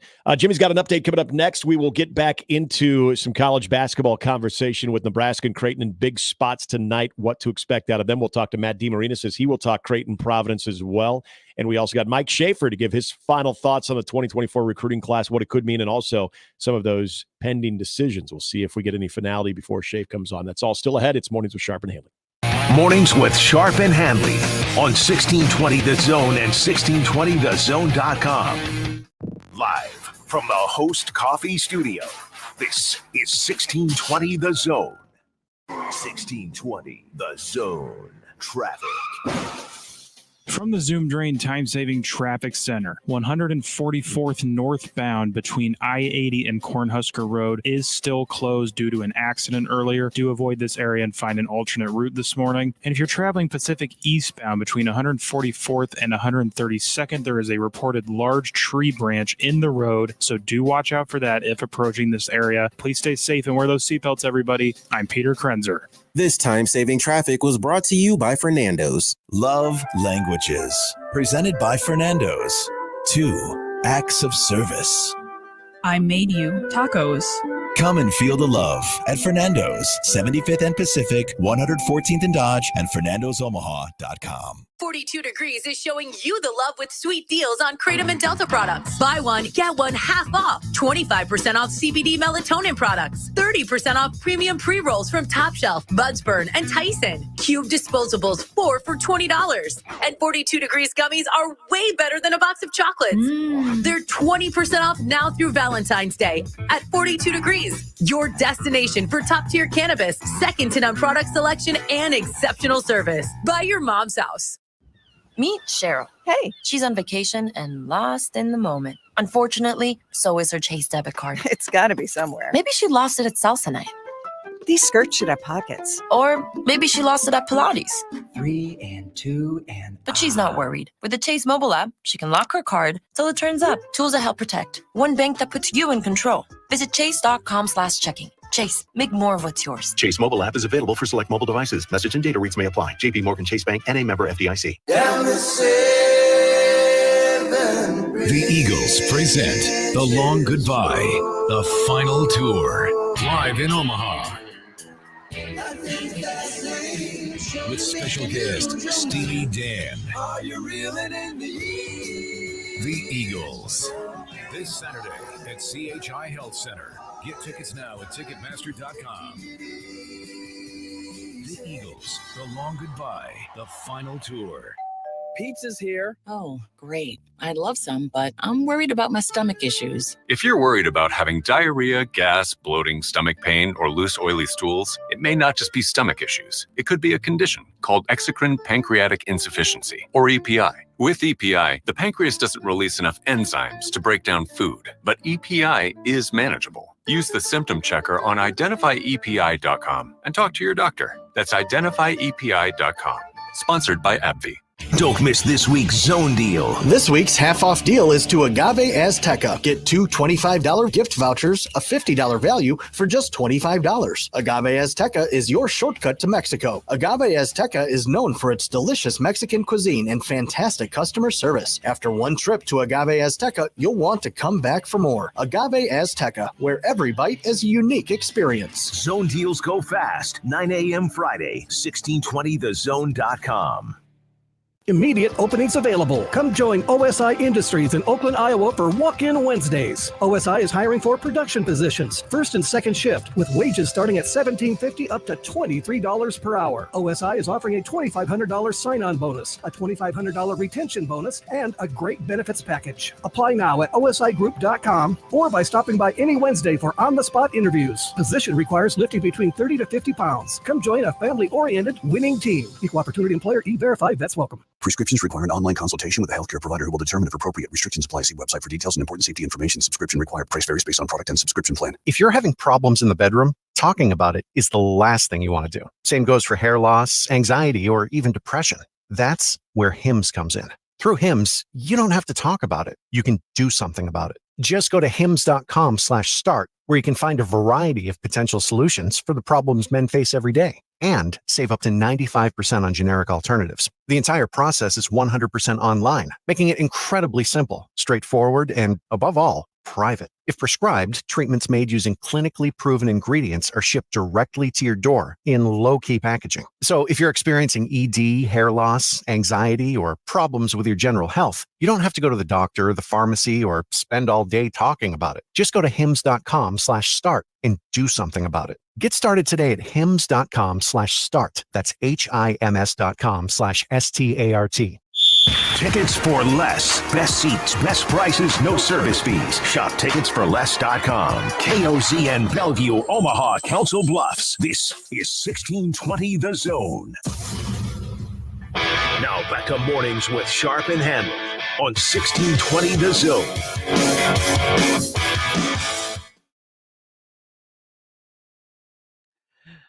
I know Nick likes this one. Actually, Gary does too, because it brings back memories of simpler times. This is not your Big 8 update or your Big 8 week in review. What is it? What was your prime here? My what? Your prime network growing up? Was it just called Prime here? Yeah, it was. Okay. Yeah, it was. Yeah, the Prime Sports Where Network. I grew up, we had HSC, but a lot of Prime stuff would end up on HSC. Oh, I know what you're talking about. It would have been, I think it was like the KXVO channel. Okay. Yeah, is what I'm pretty sure. Like going back in memory lane. Where I could watch Saturday afternoon Big 8 basketball. Yeah, I think it was like it was KXVO. It was KXVO. Love watching those games. Basketball night in Nebraska. None of these games will be on KXVO. Jays at Providence at 7:30. We'll get you started at shoot around at 6. John takes over at 7. Nebraska's in Northwestern at 8. Could you play any later? Come on. Christ. Play at 6 o'clock, both of you. Damn late game. Everything's so damn late now. Just getting my bitching ahead of Sunday. I didn't play these damn games so late now. It's already almost 9 o'clock. Yeah. I figured out a good little rhythm now. Dad will complain. I need to call him this week. Dad will complain and say, "Oh, the Super Bowl should be at 1:30." No, they would still find a way to make that thing wrapping up at 9, though. I tell them, have a middle ground. How about 3:30 or 4? Yeah. Well, I mean, pregame stuff going on at that time. The pregame starts on Friday. What are you talking about? Yeah. Well, it already started, in fact. Yeah. I won't watch it. With a night at the Super Bowl. Yeah, I'll watch none of it. You know what I will watch Sunday? The inside look at the NFL today and the history and how it changed the game. That's going to be good on CBS. Real quickly on the Super Bowl. I know you were talking about basketball, but you brought up the Super Bowl. I mean, they're playing that this weekend. It's okay. I know because they're in Vegas, the Blue Man Group was really present at the night at the Super Bowl. I mean, thinking of Arrested Development now. They just freak me out. Yeah. I'm just gonna put it out there. I don't like clowns. Clowns scare me. Maybe it's something about the face paint or something, but when they don't say stuff and they just they basically talk with their eyes and their expressions. I feel like they've got something maybe a little bit darker going on in their head, and it freaks me out. So, okay, just had to get that out there. Blue Man Group, not a fan. The eyes, Chico, they never lie. Yeah, just freaks me out. Let's see what else is going on here in athletic competition. Alexis Markowski scores 18 points, grabs 9 rebounds to lead the Nebraska win to a 65-59 win at Michigan. The Huskers improved to 15-8 overall, 7-5 to the Big Ten. They next host the Iowa Clark Eyes on Sunday. They did their part. The game is sold out. Will be nationally televised on Big Fox at high noon. Led by a career-high 17 points from Mallory Brake, the Creighton women, the Fighting Flans, beat Xavier 77-46 last night in Cincinnati. The win pushes them to 19-3 on the season. Damn, they're good. Nobody talked about them. Yes, they are good. Yes, they are good. I'll get on that bandwagon. 10-2 in the Big East. Xavier falls to 1-19 overall, 0-11 in conference action. In swimming pool, Omaha's Mason Schrader earns the Summit League Ticket Smarter Male Swimmer of the Week. He swam well, and most importantly, did not drown, which is a prerequisite. That is important, yes. It is always good. Because if that happens, I'll tell you, you're not finishing in first place. Probably in the wrong sport then. But I always say things could happen that could maybe cause even the most experienced swimmer under duress. Right? So, well, now that's morbid. I was just going to picture sharks in the one. Anyway, Michigan defensive coordinator Jesse Mitter said goodbye to the program after 2 years yesterday as he returns to the NFL. He helped Michigan to its first national title in 26 seasons with the help of Connor Stallions, as well as 2 Big Ten championships and CFP appearances. He's reuniting with new Chargers coach Jim Harbaugh as the team's defensive coordinator. The Chargers yesterday were also finalizing a deal to hire Greg Roman as offensive coordinator. So sort of getting the band back together. Roman was Harbaugh's offensive coordinator in San Francisco. Interesting stuff here, day after a historic ruling that could change collegiate sports by allowing NCAA athletes to unionize. You know this is coming. Rick Pitino says the sport needs a salary cap and a new hierarchy to thrive. I agree. The National Labor Relations Board ruled Monday that Dartmouth men's basketball player, mighty Dartmouth, who had petitioned to be recognized by a local union, are employees of the school, a ruling that could allow NCAA athletes to unionize and negotiate work conditions, among other aspects of their employment. Pitino tweeted, of course, everybody tweets on Tuesday, that the major conferences in college basketball should join forces and create a salary cap of up to $2 million. He did not specify if that number would include name, image, and likeness payments of funding directly from schools. I would hope they'd figure that stuff out if they do that. All right, baseball, because we're not far away. Mm-hmm. And I actually thought of you today when we see people running. You're like, there going to be some people doing some stuff. Oh, yeah. I've seen Nebraska, Creighton, Omaha, all working outside. It'd be a good day to do it. Yep. I think Nebraska not quite yet able to practice on their actual home field. So they're over at Hartog just down the street because they have field turf. But yes, Creighton has been outside. Omaha has been outside. So this is good. You're going to have a full today and tomorrow for sure. Full week of being able to do it. And even like next week, it's like in the 40s, but they can be outside. They'll have the cold weather gear on because they're going to have to play in games like that. So as all these teams get out to their warmer destinations, except for Creighton, who goes to Maryland. And they're going to say, wait, or in 2 months, where's that weather we had in February? Yeah, very well could be. You know this better than anybody. Yeah. You'd be like, where the hell was that 70 degrees when? Yeah. 2018, where we would be glued to the AccuWeather forecast in the real feel. Oh my gosh. Had to do that way more than I ever wanted to. Even like well into April. Yeah. Like, come on. Just get us over 31 degrees already. You guys would be like, welcome back to Piscataway. We cannot feel from our ass down. It's funny. Piscataway was, so that's the one place we actually have to do it outdoors. Oh, that was one of the actual rare, really nice weekends. Nice. It was very nice. Yeah. Every time I've seen a baseball game in any of the Michigans, it just looks gray. Yes, East Lansing. Seattle. We could only play 2 games in East Lansing because we shouldn't have even started the first one on Saturday because the real field, they said, was at the acceptable level. But by the time the game started, I remember going down to talk to Darren, and I was just curious before I went down there. I looked at my phone, and the real field was 18. That's not baseball weather. No. Sounds like Candlestick Park in July. It was miserable. So the baseball part, here's the segue. Las Vegas Mayor Carolyn Goodman isn't exactly extending a warm embrace to the Oakland Athletics, who plan to build a $1.5 billion stadium in her city. In fact, she said the team's stadium plan does not make sense. That's a bad sign. And that A's ownership should go back to the drawing board and pitch a new plan in the Bay Area. Also a bad sign that maybe they should think about. I personally think the A's have got to figure out a way to stay in Oakland and make their dream come true. This is what she said. Yes. She said this on the Front Office Sports Today podcast. Yeah. That's not new heights, but still. Goodman took to social media. Everybody tweets later to add context to her comments, saying she was excited about the prospect of Major League Baseball in her city. She didn't specify the A's. She's just talking about baseball. Though she didn't back off her statement that Oakland and the A's should try to make the relationship work in a perfect world, she added, should that fail, Las Vegas has shown that it is a spectacular market for Major League sports franchise. They have a football game there this Sunday that people will go to. People, most of them not actually football fans, or people that are not very good at financial planning. She doesn't want it. Some people that are very good at financial planning, and thus they can go and spend $9,000 on a ticket. Some guy who will be able to buy his own row at the Super Bowl. Finally, Jose Altuve, everyone's favorite, signs a 5-year extension yesterday that all but guarantees he will finish his career with your Houston Astros. The deal is worth $125 million, taking him all the way through his age of 39 season. That also means he will not be coming to work for us anytime soon. Getting back to this A's thing now, it was interesting to hear this. They don't want them, is what basically she said without saying it. But Clark County does. Now, this is the distinction. If Caitlin wants it, then fine. Yeah, it's Caitlin, Clark County. The A's ballpark. Okay, so that is it's planned to be on basically a 9-acre parcel on the Vegas Strip, which is in Clark County.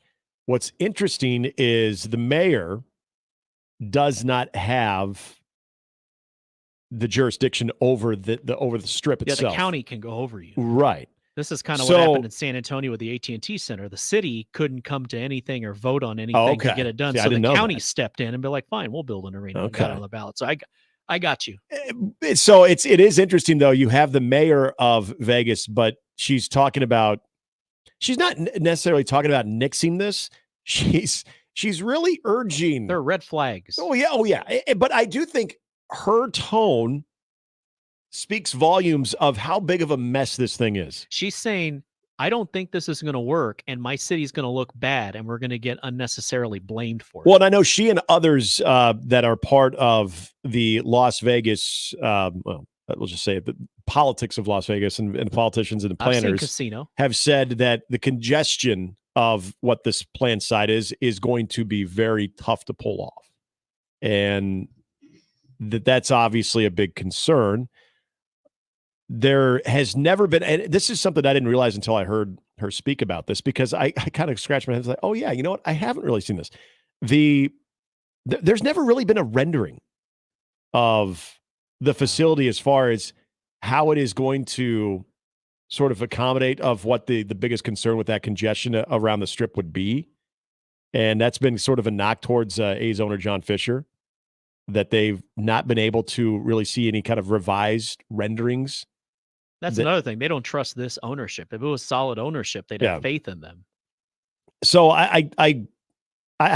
then you have the president of the big Oakland A's and the Oakland 68s fan club saying like, hey, we love this lady. Like, this is a breath of fresh air. Even the Coliseum Possums are like, come on back. Well, he brings up a good point, though. He said, usually you've got, I'm just paraphrasing, that you have a leader or a politician saying, yeah, come to our city. Yeah. Our city will offer you more than what you're leaving because we want you here, where she's actually advocating to stop it. It's like saying, you really should go try and get your job. Well, and what she's doing is she's hitting the right notes, because she's trying to appease to the heartstrings of the Oakland A's fan base of like, I care for you. I want you guys to have your baseball team there. We don't necessarily need it here. I'm thinking more about you, when you're not really thinking about you. You're thinking about the headache that this ballpark is going to create in an area that you do not have jurisdiction over. So let's not pretend that she's trying to be the voice of reason and she's trying to trumpet and champion the cause of all Oakland A's fans out there.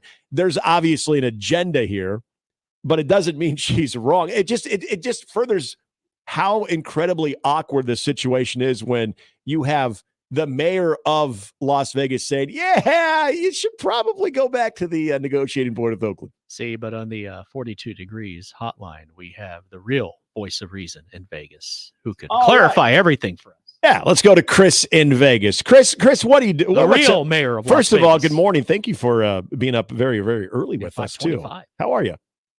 I'm good, thank you, guys. It's a little damp over here. We've had we've been getting that California rain. It's been raining for like almost over 2 days straight. Those damn Niners brought it in with them, didn't Blame Taylor Swift, but okay. Yeah. Oh, yeah. Niners. Yeah. I see their buses every day because both teams are staying out of Lake Las Vegas. Yeah. They're shutting the traffic down for all the buses twice a day for practices and then all that fun stuff. So it gets fun out here at times. That's got to be a blast. So you're staying home for the week. Yeah. Like you said earlier, the traffic issue is just crazy because everything's under construction here. Mm-hmm. All the roads, I don't know when the last time you're here, but they got Tropicana, the major intersection where they want to build the new stadium. Yeah. It's under major reconstruction. The off ramps you never know when they're going to be closed. Seriously, because they're replacing everything. But here's a couple things about Mayor Goodman. She's actually, this is her last term, and next January she'll be replaced. And she is the Las Vegas mayor, not county, and where the stadium's going to be is county. So she has no jurisdiction over that whatsoever. No jurisdiction whatsoever. But I will say Carolyn Goodman is a very, very good person. Her and Oscar are very good people. They do. So she has voice of reason. City. She is. She started a private school here like 30 years ago, and it's a great private school.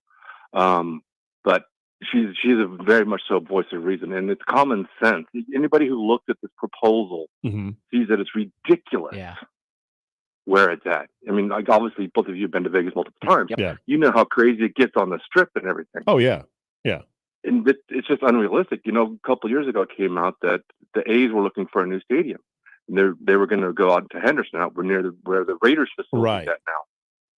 That's more logical for logistics. And that's what I always assumed it would be right around Henderson, where there's a little bit more traffic flow, where you're not just sitting there smack dab in the middle of like the freeways busiest go hub. up there, and right. Yeah. You have two freeways there. You have the 215 and you got the 15 to get out of there. Mm-hmm. And so and there's more open land you can build up around, and they are building up out there. So I know this is being challenged out there too, as far as the project itself legally. I mean, you're out there. Is there a sense that this may not happen with the A's and actually having this come to fruition? Well, I see a lot of people every day. I'm in the pest control business, so I talk to a lot of people. I've been doing this for a long time, and I have former mayors and former governors and everything. It's not. People aren't gung ho for it like they were for the Raiders. Yeah. And even then, I told you before, I'm not a fan of the Raiders. How that went about, because that was another former mayor former councilman who jacked that whole project up. But you're talking about, even with football though, you're talking about, 8 home games as opposed to 81 games. Yes, I know, and it's going to be the smallest stadium in Major League Baseball, 33,000 or something like that. Yeah. The tickets are going to be outrageous. They're going to be relying on out-of-state people. Mm-hmm. No offense, but tourism slows down big time in the summer. Yeah. It's warm out there. Oh yeah. Why would you necessarily want to go to Vegas in the summer? Escape cold weather in the winter and the fall. But yeah. So I'm with you. Okay. So if the mayor, who's obviously very respected and thought highly of, if she's saying they should maybe go back to the Bay Area, I'm inclined to think she might be onto something there, because none of this makes sense with what they're doing. And when I saw where they're building that stadium, it makes no sense. It sounds like a nightmare. Yeah, and Bally's is part of it, or MGM or whatever, and they're going to build a casino around it. So again, parking there is not going to be easy to get in and out of. No. Oh my God! And it's not like we have the best mass transit here. Yeah. So we got a monorail that only goes to I don't know how many hotels, but not all of them, not even close. It should go to all of them and connect to the airport. That's just a whole other issue. Wow. Now there you go. It's a stupid idea. Yeah. I don't. I'll be honest, and obviously not being out there, I might have a different opinion. I don't hate the idea of having a baseball organization out there, but if you do it right, where they're putting it, it makes zero sense to me. Yes, I'm with you wholeheartedly. Yeah. Well, wholeheartedly, the location is ridiculous. Anything like that for a mass population issue is horrendous. Yeah. Well, Chris, hang in there, especially with all of the new faces out there for the Super Bowl as well. But hopefully you get to run into Taylor Swift. Get your city back. Yeah. That's it. Maybe that's what I should say. Enjoy having your city back on Monday. Yeah. Oh yeah. Let's see. I'm just waiting for all the news to see what happens if any players get out the shenanigans. Oh, something's going to happen. They're supposed to be on the straight and narrow, but we'll see if that lasts. We still got a couple more days for that. Aren't they always supposed to be on the straight and narrow? Yeah, that's true. That's a good point. Chris, be well, man. The parties afterwards are going to be. Oh well, yeah. Yeah, I say get your city back on Monday. You probably actually have it back on Wednesday or Tuesday. Yeah, Tuesday or Wednesday. Yeah, you're right there. All right, be well, Chris. Guys. Appreciate it. Yeah, that's the thing. Like I'm. Shout out, by the way, to the sanitation workers at McCarran on Monday. Oh God, yeah. That's the thing with, and Chris gives some good perspective of actually, being a resident there. I love that we're starting to see professional sports in Las Vegas because that's exciting, and you're always going to draw. Like that's a great for someone who roots for Chicago sports teams. That's always like a cool trip to see the Chicago Blackhawks go play the Knights. To see the Bears go play the Raiders. All the transplants in that part of the country. Absolutely. Like it's cool to be able to do that on occasion, but and I think the NBA eventually will be there. Yeah, I could see that. They got a good relationship. That would make more sense. They got an arena. But as like a Cleveland fan, do I make it a point to get out to Vegas to watch them play a baseball game out there? No. There are other ballparks I would go before. Yeah, I really don't. And then for it to be smack dab in the middle of all of it on the Strip, I can't even begin to understand how that would work. Jim on the stream, so devil's advocate, if you're going to say, well, no, they need to move to Vegas. I like what he said, because this is fair too. The A's make for an easy and fun baseball trip. Put the stadium off the Strip and I'll Uber there. Henderson.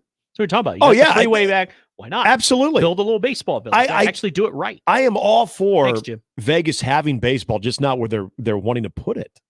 Like that's the thing. Like I myself am not going to find make it a priority to get out and watch Cleveland play in Las Vegas, but for that to actually work and make sense, which I think again it has a place. Major League Baseball can have a place in Las Vegas. Right. Not there. That's the thing. Do it right. I think there are so many other people that would echo the sentiments of our last caller of being pissed off that live there, that live in the city. Leave it to the A's to do it wrong. Of all the teams, a lot of teams are, they move or they build something. Oh, they did it the right way. Not them, not that franchise. Well, and then there's just the whole part of, I don't know if it's a caginess or if they just really don't have a ironclad plan of what they're truly going to do. But A's owner John Fisher not releasing any type of like revised renderings of how like they could actually make it work in the current proposed spot. It's just, I don't know. It's not a good thing. I got a couple of comments and emails I want to get to here on the other side of the break. Again, coming up at 8 o'clock, Matt DeMarinis will join us as we look at Creighton's big matchup against Providence. We will talk about Nebraska and Northwestern tonight as well. We're going to be talking to Mike Schaefer. National Signing Day 2.0, the final signing period is today. Nebraska is hoping to get good news with maybe more than just one addition to the 2024 class. We'll get his thoughts on that and also his final analysis of what is obviously going to be a very important class. Brandon Vogel of Counter Read also on the show here as we continue 1620 The Zone. Gary Sharp, Nick Handley, and Jimmy Chavez. Mornings with Sharp and Handley. Weekdays 6 to 10 on 1620 The Zone and 1620thezone.com. Previously on Unsportsmanlike Conduct. An attorney over in Iowa named Van Plum is now requesting the state of Iowa. Okay, I shouldn't. See, here's a serious story, and you guys are hung up on Van Plum. Van Plum? That's a character in the board game Clue. Van Plum did it in the office with a club stick. What's a club stick? I don't know. I couldn't think of anything. Unsportsmanlike Conduct with John Bishop and Josh Peterson. Weekdays 2 to 6 on 1620 The Zone. Your Omaha area forecast from the Godfather's Pizza Weather Center and KETV Newswatch 7 on 1620 The Zone. Get ready for a warm and windy Wednesday. Expect cloud cover throughout the day. South winds pick up in the morning, gusting 30 to 35 miles per hour through most of the day. Highs in the upper 50s. I'm meteorologist Sean Everson from KETV Newswatch 7. 1620, The Zone. Traffic. From the Zoom Drain Time-Saving Traffic Center, northbound 144th at I-80 has now been reopened after that earlier accident. And we do have another crash reported out at 126th and Giles. If approaching this area, please proceed cautiously while that accident is tended to. No other accidents or slow-moving traffic at this time. Please remember to stay safe and wear those seatbelts, everybody. I'm Peter Krenzer. Time-Saving Traffic is brought to you by Omaha Transmission. If you're having transmission problems, you need a specialist. Call Omaha Transmission and see why people have been recommending them for almost 20 years. Omaha Transmission, shifting to running smooth. The GOAT is coming to Kansas City. Sporting KC will host Inter Miami and Lionel Messi, the greatest of all time, at the loudest stadium in the world. See Johnny Russell, Alan Pulido, and the rest of your hometown team take on Messi, Luis Suarez, and more at GEHA Field at Arrowhead Stadium on Saturday, April 13th. It's the soccer capital of America versus the greatest of all time. Get your tickets while you still can at sportingkc.com. Hey, guys, it's Nick for Hims. Look, we don't want to draw attention to ourselves when, say, we're losing our hair or you're having problems in the bedroom. But the good thing about that is you're not alone, and there's something you can do about it. 52% of men over 40 experience some form of ED, and male pattern hair loss affects about 50% of men by the age of 50. Through Hims, you can upgrade your daily routines with prescription treatments that can make a big difference and help you regain your confidence and help you feel like yourself again. So if you want to regrow your hair, have better sex, or tackle anxiety and depression, you don't have to go to the doctor, the pharmacy, or spend all day talking about it. Just go to hims.com and do something about it. And the best part about it is, since it's all online, that means no doctor's offices, no pharmacies, just solutions that can bring real results. To start your free online visit, you need to go to this exclusive address, hims.com/start. That's hims.com/start for your free online visit. HIMS.com/START. Pizza's here. Oh, great. I'd love some, but I'm worried about my stomach issues. If you're worried about having diarrhea, gas, bloating, stomach pain, or loose, oily stools, it may not just be stomach issues. It could be a condition called exocrine pancreatic insufficiency, or EPI. With EPI, the pancreas doesn't release enough enzymes to break down food, but EPI is manageable. Use the symptom checker on identifyepi.com and talk to your doctor. That's identifyepi.com. Sponsored by AbbVie. Host is roasting every morning. Host is roasting every day. Since 1972, family-owned and locally roasted Host Coffee Service has been roasting the finest coffee for businesses and restaurants. If you're ready to change to a better coffee provider, it's time for Host Coffee. Omaha's best coffee since 1972. Host Coffee is always roasting something good for you. When you wake up well-rested on a great mattress, everything becomes clear. I do overthink everything. Things you missed when you were tired finally reveal themselves. I should just get fake plants. It's the President's Day sale at Mattress Firm. Get a king bed for a queen price. Save up to $700 plus a free adjustable base with select Sealy mattresses. See a lower price? We'll match it. The right mattress matters. We'll find yours. Restrictions apply. See store or website for details. Now back to mornings with Sharp and Handley on 1620 The Zone.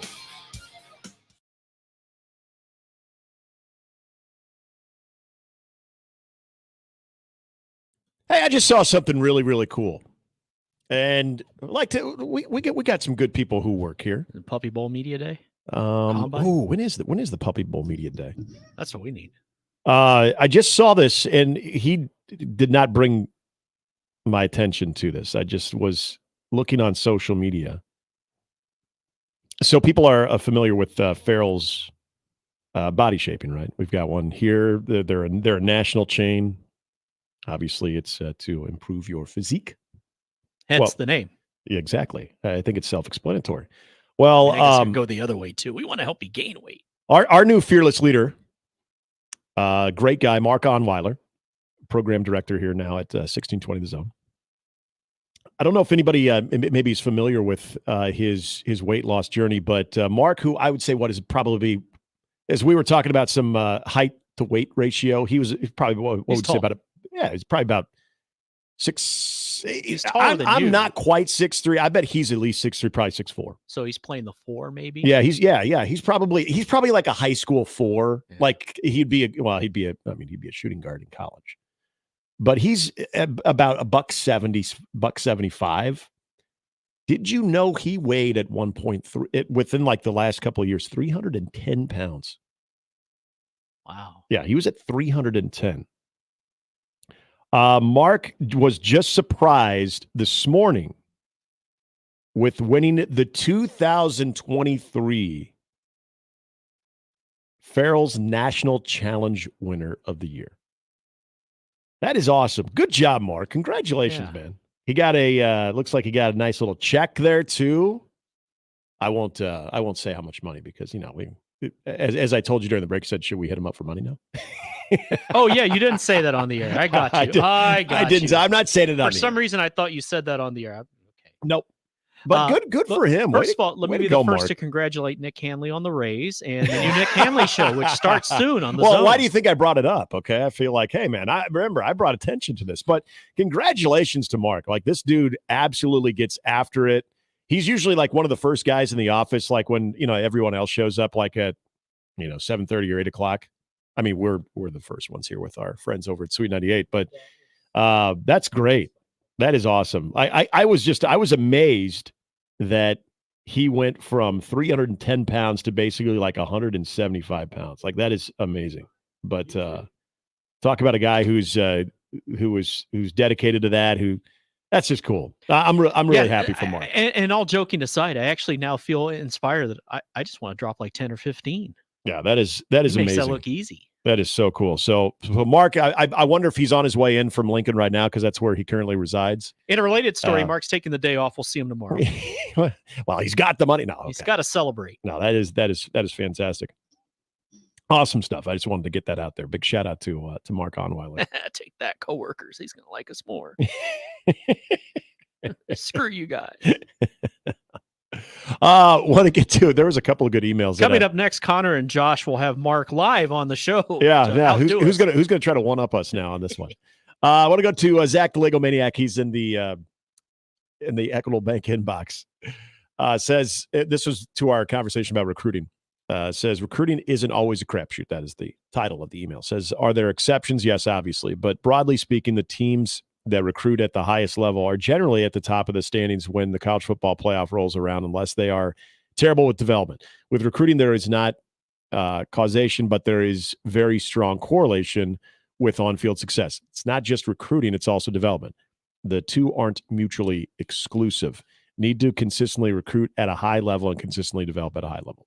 Zach, I'm seeing really good email. I'm seeing this email a little bit later than what we discussed, but at the end of our conversation back in the 6 o'clock hour, exact same thing, said the exact same thing. And I couldn't agree more, because this is to me about, and this isn't just a Nebraska thing too. This is other college football programs that are able to recruit. I would even put in like the top 40 consistently, but they don't get top 40 results.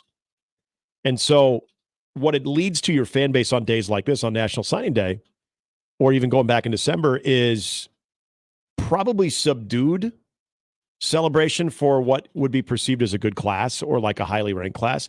I think it's maybe cautious optimism, but I think a lot of the conversations that come from a fan base that have a history of recruiting in a top 40 clip, but not producing those results, it is usually met with, yeah, but what are you really going to do with that talent? This is, I think, this class especially, I think, is one of those classes that could potentially change that narrative. And it's more on this coaching staff of being able to get these guys that are obviously more than capable of contributing at a high level at the college football game if developed properly. And that's the big if. But I think given Matt Rhule's reputation, this is where you can make it about not having to always be in the top 20, just be in the top 25, top 30, but being able to develop it to where you have consistently a top 30 product or a top 25 product, on occasion top 20, top 15. If you're doing that, this is, again, as we talked about the win-loss record, but when it also comes to the overall talent and what you're developing, being able to establish that floor before you establish that ceiling, that even in your more lean years, that you're never producing worse than a top 30 product. But in your best years, that ceiling can reach you into the top 15. And as we know, if you're producing a top 15 product every so often, guess where you find yourself in? On the doorstep of a college football playoff conversation. Like JD just said. Absolutely. I haven't seen JD's yet. John, by the way. Oh, no, Zach said that, not JD. Okay. Sorry, Zach. John says, as far as Vegas, says the NBA in Vegas makes perfect sense. Yep. It would make it much easier for the officials to place their bets. Yep. And I know John is what we like to call a degenerate. John and I did some gambling over in Mexico. And that was just me kind of having a little bit of fun. That was like John's like on local stuff, like, oh, I got $4 on the donkey. We did, yeah. Come on, donkey. We didn't get into that. We didn't get into the Mexican baseball league. Coming up next, cockfighting. Although I think John is a man of resources that would have been able to find we could have gotten some action on maybe the Mexican baseball league that would have been taking place there. We should throw Brian Edwards off tomorrow and be like, hey, do you have anything going in the Mexican baseball league? What about cockfighting? John also was talking about, as we were going to height weight ratio, said there would be nothing wrong with me being 6'3", 150 pounds. He said you'd be much bulkier than Kalkbrenner, and people seem to like him. He has friends. Yeah. His coach likes him. I don't know about Kalkbrenner, though. He's got some big legs. For a very tall, and he's a lanky guy. I mean, 7 feet tall, unless you're like a freakish offensive lineman build. I would assume you'd have very skinny legs. Like I have very skinny legs. Like Kalkbrenner, he's got some calves. Give him that. I have calves, but the legs are skinny. I used to have really good calves, especially. It's not like Gary now, but I when I was wear the shorts because I've been working on my calves. You've been to our campus, the hills. Those hills. Yeah. Back when I used to do a little more lung damage back in those days, those hills would catch up to you when you were walking to class. You climb Campanile Hill. Oh, much more boring now. Yeah. When we come back, I want to start getting into a little bit of the Nebraska game tonight, because obviously this isn't a must win. But it'd be nice. It would. I think that this win could do Nebraska some big time favors here in the next 2 weeks. I talked about this yesterday. I want to get back into that. Also, Matt DeMarinis with White and Blue Review will join us as we will get his thoughts on what he saw Friday night in that Creighton loss to Butler, but also we'll get his thoughts on tonight's game against Providence. Also, the Big East, and really want to get more into this UConn part of it. Is look like a team that, even on an off night, is a team that is just going to beat you up, and how that could serve them extremely well in March. All that's still ahead here on Mornings with Sharp and Handley and Jimmy. It's 1620 The Zone. Hey, last year, Rob Gronkowski went wide left. Yeah, we're not talking about Florida State. We're not talking about some of the most infamous missed kicks, nor we're talking about Rob Gronkowski having a little bit of fun. But he's back with a Kick of Destiny Part 2. And this time, you know what? You can choose and try to profit off of Gronk's abilities, whether he will make it or he will miss it. All you have to do is choose exactly that, if Gronk will make or miss. Get your free pick in right now at FanDuel, because if you're right, you will win a share of $10 million in bonus bets. Everyone can get in on the action when Gronk takes his shot at redemption before Super Bowl 58. Whether your team make or team miss, just head to FanDuel Sportsbook app. Get your pick in. It's absolutely free. Then tune in before the big game to see Gronk's kick live. You'll win a share of $10 million in bonus bets if you're right. New to FanDuel? Just visit FanDuel.com. Use the promo code ZONE to sign up. Make every moment more with FanDuel, an official sports betting partner of the NFL.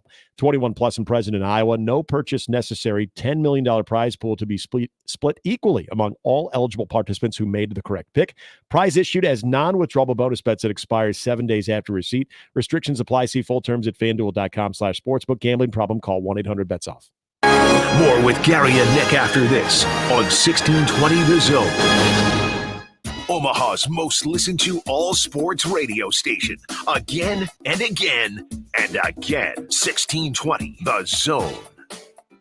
Hi, everybody. Kent Pavelka here with why I chose Everlevel Concrete Repair for my driveway. They do it all. They fix cracks, lift sunken slabs, protect the finished product from deterioration, and all at a fraction of the price of replacement. It's not a Band-Aid like other repair methods. Everlevel's products are designed to last, which is why they've been voted Best of Omaha again this year. Better yet, it all comes with a transferable warranty. Protect your concrete before winter. Call Everlevel today for your free inspection. Everlevel. They make your driveway Everlevel. Level up.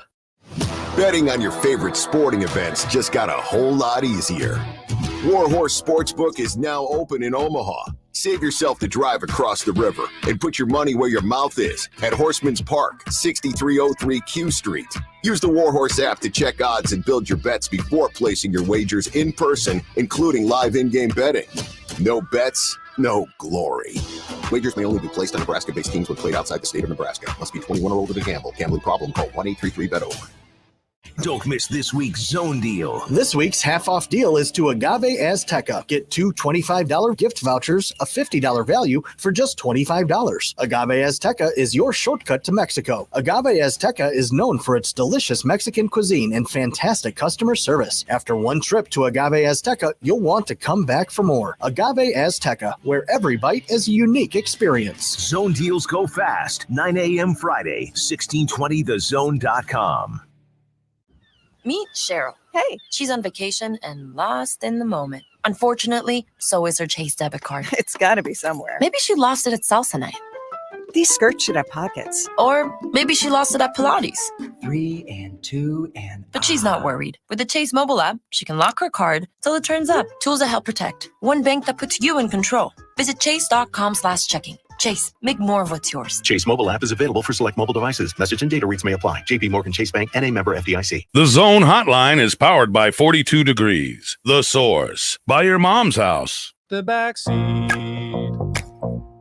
Check the back seat. All right, come here. Check the back seat. Gets in your head, right? Good. Because every year, dozens of children are forgotten in the backseat of a car by a parent or caregiver. All never thought it could happen to them. But with changes in routines, distractions, or a sleeping child, it can happen to anyone. Parked cars get hot, fast, and can be deadly. So get it in your head. Check the back seat. A message from NHTSA and the Ad Council. 1620 The Zone at 1620thezone.com. And we're back. Mornings with Sharp and Handley. Here's Gary, Nick, and Jimmy on 1620 The Zone.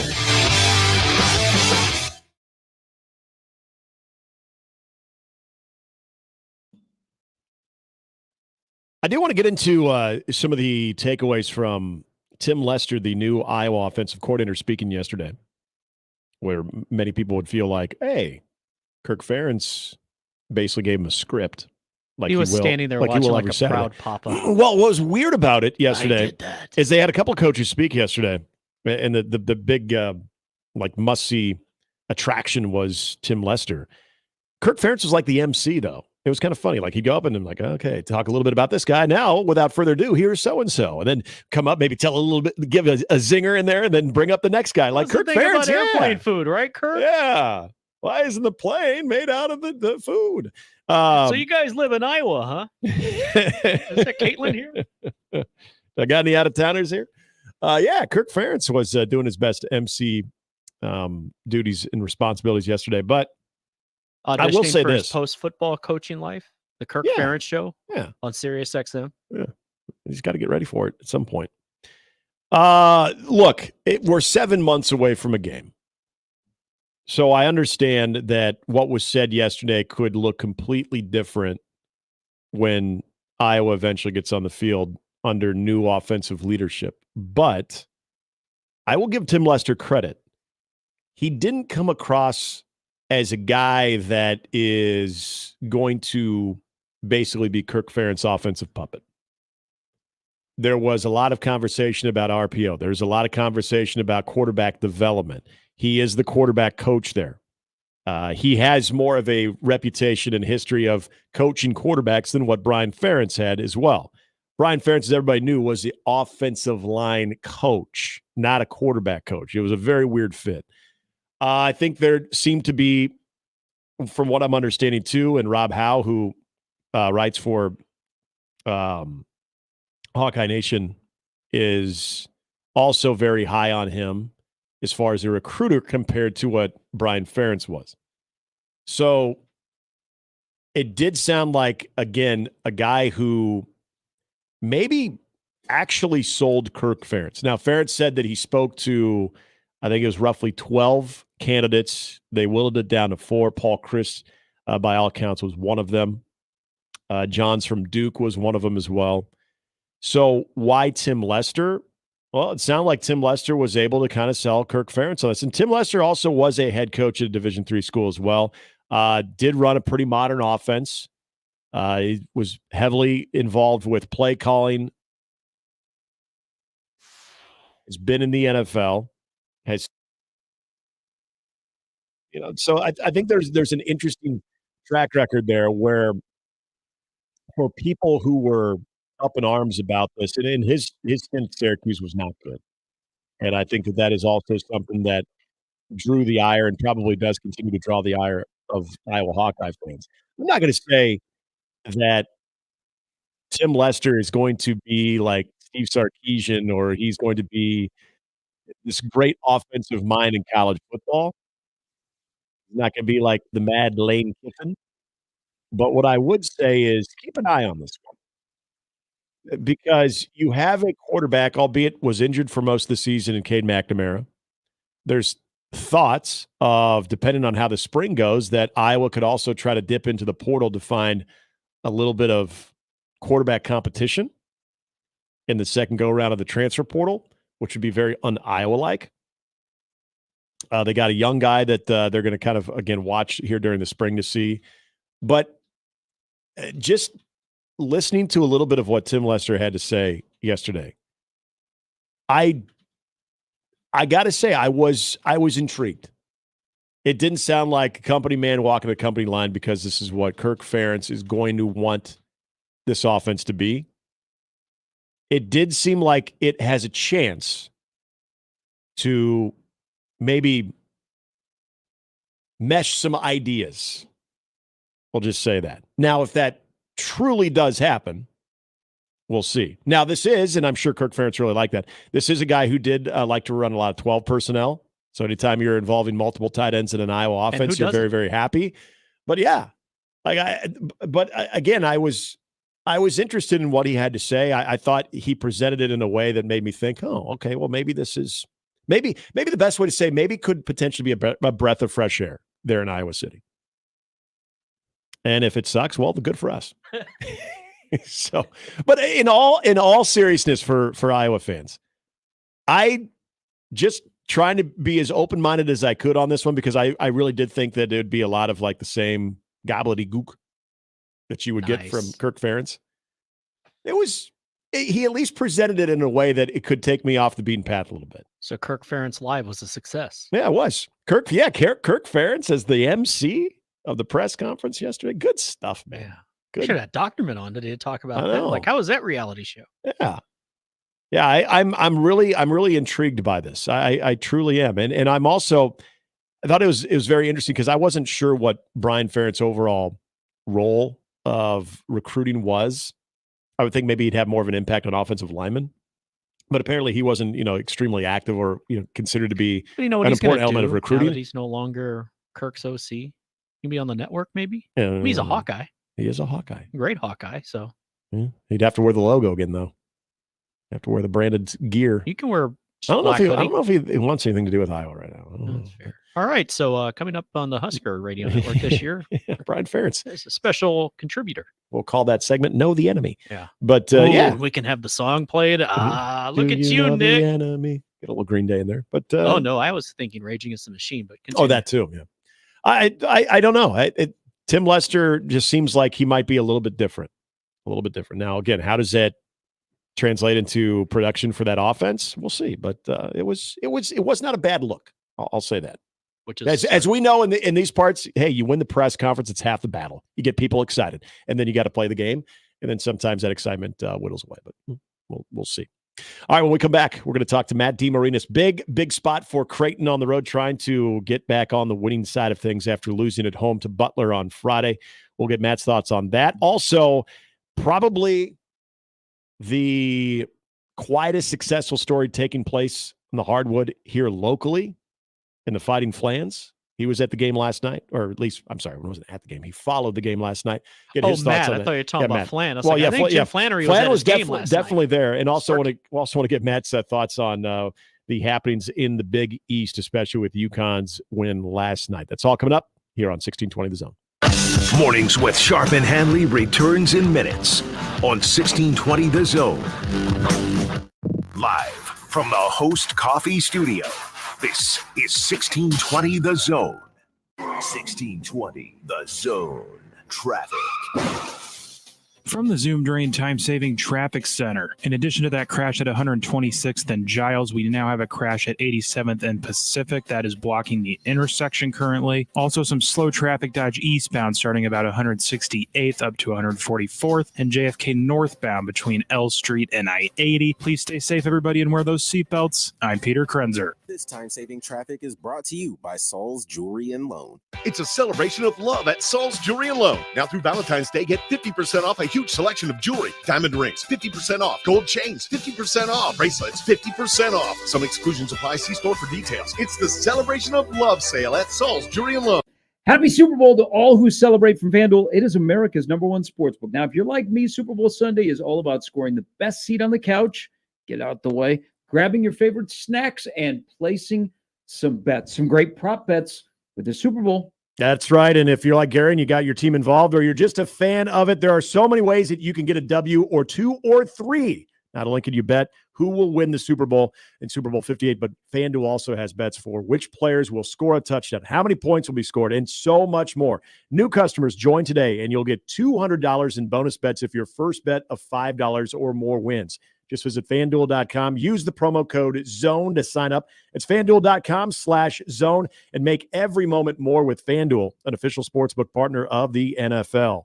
21 plus and present in Iowa. $10 first deposit required. Bonus issued as non-withdrawable bonus bets that expires 7 days after receipt. See terms at sportsbook.fanduel.com. Gambling problem? Call 1-800-BETS-OFF. Make the right call. John Higgins Weather Car, the home of the roofery. When it's time to replace or repair storm damage, make the right call. John Higgins Weather Guard, the local, trusted, and proven choice. No one has installed more Da Vinci roofs, and there's a reason why John Higgins Weather Guard is the nation's leader. Community member, community supporter. Make the right call. John Higgins Weather Car, the home of the roofery. Make the right call. What goes great with football? Rib Shack Down Home Barbecue and Soul Food. Let Miss Jackie cater your next event with slow-cooked St. Louis ribs, wings, beef brisket, and pulled pork. Visit the Rib Shack in Roxbury Plaza at 108th and Q or at ribshacksmokehouse.com. Creighton Athletics would like to thank Methodist Hospital and CHI Health for their continued support of the annual Creighton versus Cancer Pink Out Games. All funds raised support the American Cancer Society's Hope Lodge, Nebraska. Through continued efforts and financial contributions, we look to increase cancer awareness through this great event. Methodist Hospital and CHI Health, proud sponsors of the 13th annual Creighton versus Cancer Pink Out Games. Hi, this is Doug Nodgard with Equitable Bank. Great service never goes out of style. When the digital age dawned, many said computers would be able to handle many of the interactions that used to take a person. Boy, were they wrong. How many times have you called your bank and gotten a recording to press 1 or 2? Not at Equitable. Not only does Equitable answer your call on the first ring, it's answered by a human being. That's because Equitable Bank values its customers. Equitable Bank, we take banking personally. Member FDIC. Tickets for less. Best seats, best prices, no service fees. Shop ticketsforless.com. KOZN Bellevue, Omaha, Council Bluffs. This is 1620 The Zone. And we're back. Mornings with Sharp and Handley. Here's Gary, Nick, and Jimmy on 1620 The Zone.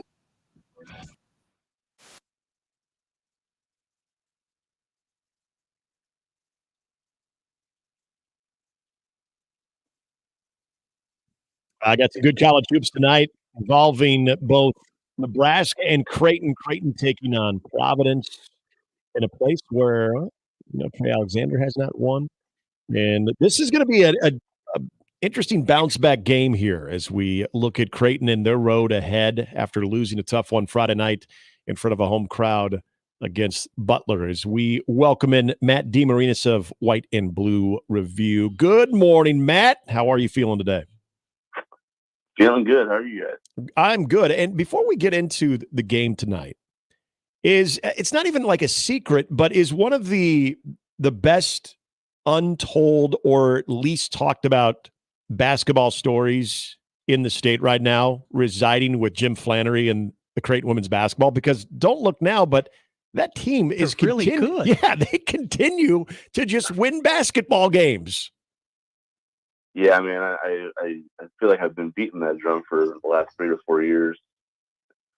And there's an Elite Eight mixed in there, so I don't know what the secret would be left. I would, I think their home crowds have been getting more, have been getting fuller, obviously, but the juice is there. I think that this, the people that have rallied around this team bring a lot of energy for their home games. So I think, while it might not be the most sizable following in the world, I think it is a passionate one.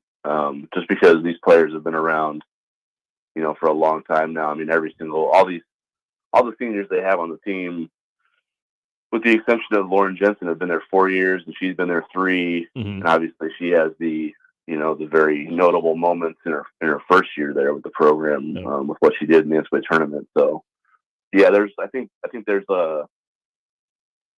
it's just a different feeling with this team because they've been around for so long that it kind of feels like you know everything about these players, and they're always really good with the fans after the game, signing autographs and kind of building rapport with the fans that have come out for them. But yeah, they're rolling right now, 19-3, haven't lost since that UConn game.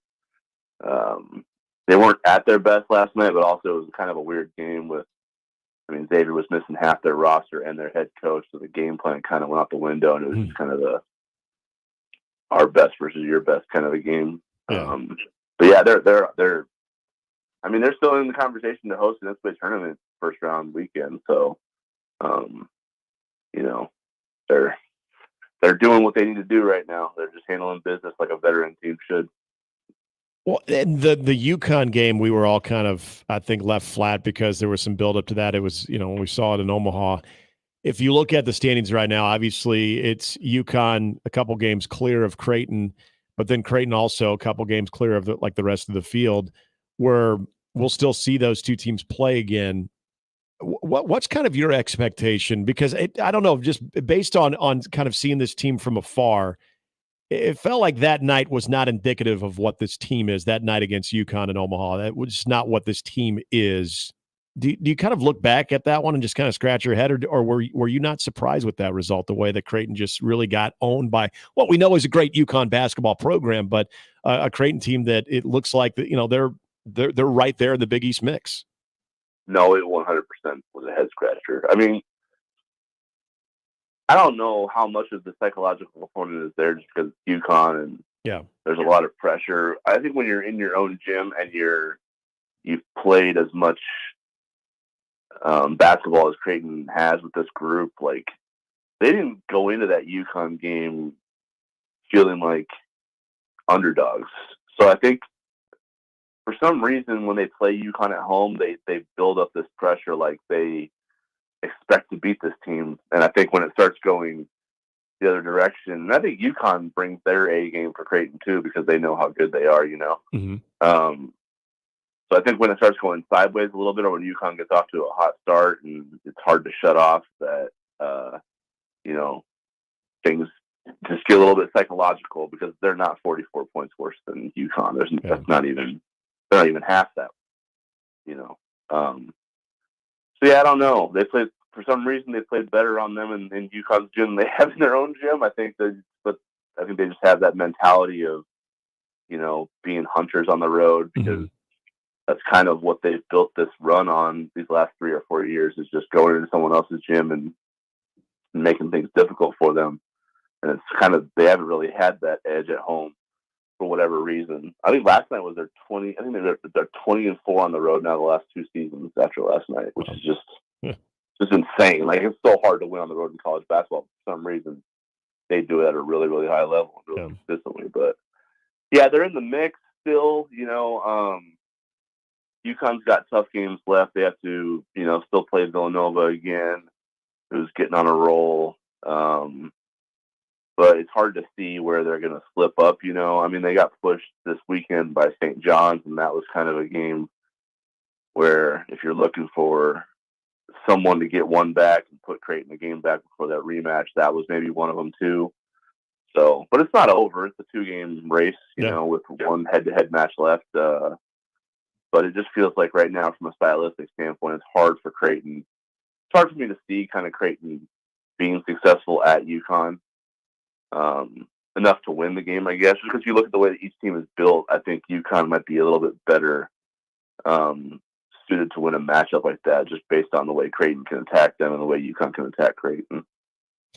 All right, so it's been several days since Friday night the Creighton lost to Butler. When you see offense like that, you can have one takeaway, but then when you see inability to get stops, you can have another takeaway.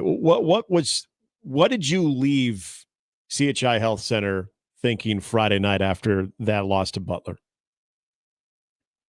I thought it was an incredible game. That was my main takeaway before I rewatched it the next day. It was just like, I can't believe the type of shot making we saw in that game. So it was. I wasn't really feeling the vibe of the fan base, I guess, because I think there was a lot of frustration that they lost another home game and kind of knocked themselves really. It's hard to see them overcoming a 3-game deficit now against with UConn's lead, the way they're playing. Despite the head-to-head game left in Omaha. So I think that's tough, because that was what February set up. Because of going 7-1 in January, they put themselves back in the Big East title race. So in the immediate picture, that was a reality from Friday was, you lost a home game to Butler. Now you have to go to Butler. You have to go to Nova, both teams that beat you on your own floor. And then you have to find a way to chase down a UConn team that looks like an absolute wagon right now. So probably big picture wise, that was the takeaway. But like in the short term, that was just an incredible game. I mean, 99-98 in regulation is just insane. And the type of efficiency we saw, especially from the 3-point line from Butler, was pretty crazy. I mean, because they didn't just hit threes; they got fouled on 2 of them, knocked down all 6 free throws. So like they didn't waste their 3-point opportunities, which isn't something that usually happens against Creighton's defense. They make you take tough threes, tough twos. They make you try to score over Brian Kalkbrenner as much as possible. So to see Creighton's defense kind of get shredded to that degree was interesting. So I think that tonight's a bounce back game for Creighton in a lot of ways. Obviously they knocked them, so they're too far back in the Big East title race right now to see that as a clear picture to go after. But, these next 2 road games are really difficult places to play historically. Xavier's kind of got their bearings back after getting humbled by UConn. And Providence is, they've struggled without Bryce Hopkins. Like that reality has pretty much set in at this point. So they're fighting for their postseason lives tonight. Like they have to win this game. When you look at the way things set up for them, they obviously lost the Seton Hall game. They played that night without Hopkins, but it's, when you stack it all together, it's 6 losses in the last 9 games for them. Yeah.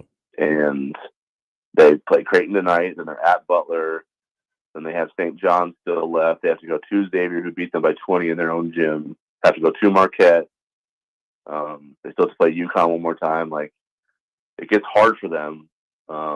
Considering the way they're playing right now, but I think tonight is a dangerous game for Creighton, considering the type of team they're facing, and the type of urgency that Providence is probably going to come out of that game with, because they got embarrassed the other day on Sunday and did not play well at all against Villanova. So it's kind of a gut check game for them, but from Creighton, it's like a get right game to a degree, because they have to get back to who they were defensively after not being, they didn't get 2 stops in a row against Butler until, like, you have to go back all the way to late in the first half, which is that's crazy to think about considering the way they scored. So it's a get right game for both teams in some regard, but Providence is more desperate than Creighton is right now when you look at the picture. We're talking with Matt DeMarinis, and Matt, Nick and I were talking about this a little bit earlier in the show. How do you think, and you know, because you follow this team and you know these guys so well, how do you think this team deals with the pressure, especially, and I'm just talking about locally, like with the fans, the expectations, and it's real easy to fall into that. But at some point, you get to a point in the season where, like, well, we don't worry about that. We're just worrying about ourselves. And I feel like maybe they're starting to do that. But how have you noticed this team dealing with that? Because it's not easy. I think they handle external pressure really well.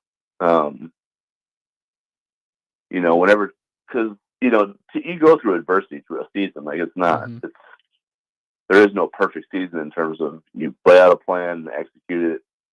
You know, you dot all your I's and cross all your T's. It doesn't go like that. You know, there's always some bouts of adversity that you face throughout a season. And with those bouts of adversity comes questions and a lot of noise from the outside, in terms of, like, you know, what's going on, like sky is falling type of stuff. Mm-hmm. That happens a lot throughout a whole season of really any sport, honestly. But I think, you know, with the amount of pressure these guys face, and knowing that the expectations for this team were set pretty high coming in, you know, being a possession away from a Final Four and bringing all that they brought back and adding what they added, you know, they didn't come into this thinking it was going to be, you know, a slow build and we'll see what happens at the end of the day. It was from day one they wanted to go finish what they started or where they ended from last year. So when you set that bar, no one's ever been to a Final Four in this program's history, so that's a high bar to clear. But I think they've handled it really well because they just don't focus on, you know, what people think of the potential of them being a Final Four team when they lose a game in December or when they lose a game at home the other day. Like, that doesn't faze them externally. They just kind of refocus internally and try to get some things cleaned up that they know they're better at. To give themselves a chance to win games, you know, the next time out. So I think they handle it really well. I think last year's team handled it really well too. You know, when they went through their 6-game losing streak and still found their way to be in the Elite at the end of the day. So I've been impressed with the way this group has handled that type of situation, those types of situations when they've handled them. Matt, Isaac Trout, we don't see on Friday night. What do you kind of, not only his role, but just that 4 rotation there? Does it seem like we're starting to kind of settle in? I mean, this is, again, February is kind of, you start to see a little bit more of what teams are going to be, especially when they get to postseason. How do you think that impacts Isaac Trout's role? Well, I just think the other night was a bad matchup. I think I actually think we might see something kind of interesting tonight because, I mean, Creighton can't play Ryan Kalkbrenner 40 minutes a night. Like, it's not happening. So I think we might see some Isaac at the 5 tonight, and maybe going forward, because, you know, it's an opportunity for him to possibly get out there on the floor more, especially with the type of matchups they might be facing at that normal 4 spot. But like, it was just, I don't know, Butler was just a tough matchup. Like, Jameel Telford is really good 4 man for them, and as much as you can mix and match, you know, like put Baylor Shireman on him, there's still something out there that just it creates too much of a hole in your defense, I guess. That was just a bad matchup. I don't think that was anything too alarming, but I expect Isaac to have a role down the stretch. I honestly think it's part of Creighton's ceiling. Honestly, when you look at, like, how does Creighton reach their ceiling? Yeah. What kind of has to be filled there from a role allocation standpoint? I think Isaac is still a big part of it because of his ability to stretch the floor at his size. You know, because of the ability to be a little bit versatile offensively, different. You know, I think Creighton's still a little bit in experimentation mode to find out where those backup minutes and that production is going to come from. I don't think they're going to settle in to just say, yeah, we have 6 guys that we trust, and that's who we're going to play the rest of the year. Because as much as they can load manage in practice, that's that's a tough way to get through the next 2 months essentially if you want to go to a Final Four, trying to play 5 guys at 38 minutes or whatever it is going to be. So, yeah, I think Isaac's still a part of this plan going forward, big picture, and I think we'll see him have some role tonight based on the matchup with Providence, because they don't really have someone who can attack them the way Butler could the other night. You talk about these two games, such a big road trip, and I agree. I mean, there's just so much going on here in the story within the story. But what are you looking for tonight? Because this will be tough in itself, and like you were saying, this has historically been a tough place to play. I think about the game last year and how tough that was. Providence, obviously, they've gone through the injuries, but they're still well coached and they play hard. So there's a lot of intrigue to this game, and it's a get right game for both, like you said. Yeah, it's a tough read on Providence right now, because I mean the amp or the dunk or whatever you want to call it now is such a unique variable because of how good they've been in that building. And Creighton's one of the teams, like, they have lost there throughout the these 10, 11 years that this league has been formed. But Creighton's been one of the teams that's really had a tough time winning there. If you're trying to compare it, like they've only won twice in that building. I think Butler's another team that's only won twice, and then Georgetown and DePaul obviously have only won, I think, once apiece there. So it's been a hard place for Creighton to play, and it's already a hard place in general to play. So, Providence is a tough read because you just look at the way they're. Devin Carter's obviously a stud. He has to do so much now just to give them a chance to win ball games that I just don't know how much he can handle through an entire season of this, basically. Josh Adoro has to play well, and he does play well at home. I think his efficiency and his production, if you look at his home road splits, he's much better in that building than he is on the road. And he's really struggled at Creighton. He was 4 for 17 from the floor, so I don't think he's going to be that bad again, even though, despite the Kalkbrenner matchup. They just got to get those other guys going. Like, Pickett Gaines has to be a knockdown shooter for them. Jaden Pierre has to be a knockdown shooter for them. Both those guys have struggled. I think Gaines is 2 for 14 from 3 at home since Hopkins went down, and Jaden Pierre, I think, is 0 for his last 15 from 3. So those guys have to be, those are two right away that are, in the starting lineup and playing big roles for them now that they have to be more consistent. And I don't really know. It's hard to figure out what to expect of this game because Providence is really struggling right now with their identity outside of like, okay, Devin, go get us a bucket, and that's the hard way to be successful in this league because of the way coaches kind of game plan and the things that they can throw at you. But it's huge for Creighton. Like, they have to find a way to get some wins that they don't normally get wins. Like, they have to, they're at the Amp tonight. They're at Cintas on Saturday morning.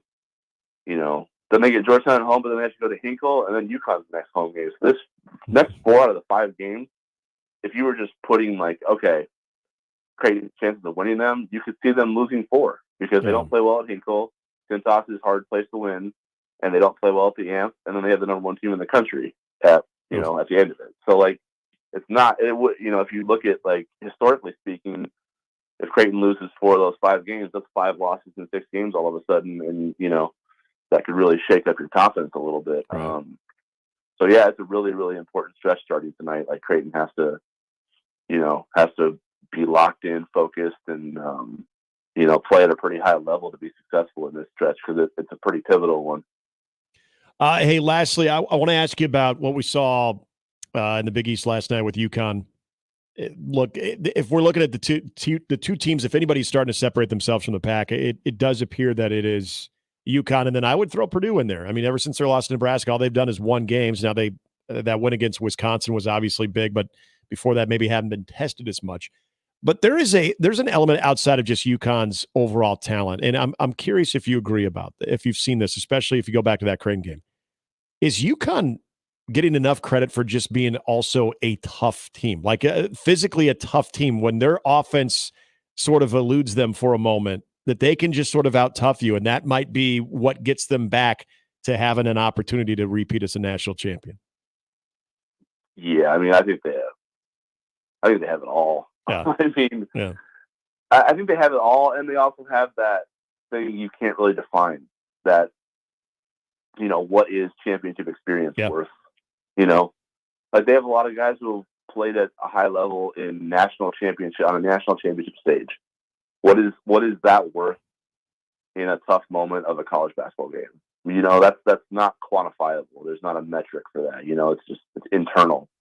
But I think you see it with how solid they are in moments of stress. When games are tight, when the crowd is like anxious, and the game is there to be kind of like it's tossed up, and whoever goes and takes it. Mm-hmm. Like I think UConn's that team that goes and takes it. But I think that's their championship experience. It's not, like I said, it's not quantifiable, but it's just who they are. I think it's built into their DNA at this point, and they're just hard to kill. Like they're not going to beat themselves, so you have to beat them. Like that's a tough team to deal with. When you also factor in the way they're built from a matchup standpoint and how much skill and experience they have, that's an outside factor when it comes to like, okay, how do we beat this team? How do we out execute this team? How do we out grind this team? How do we out want this team?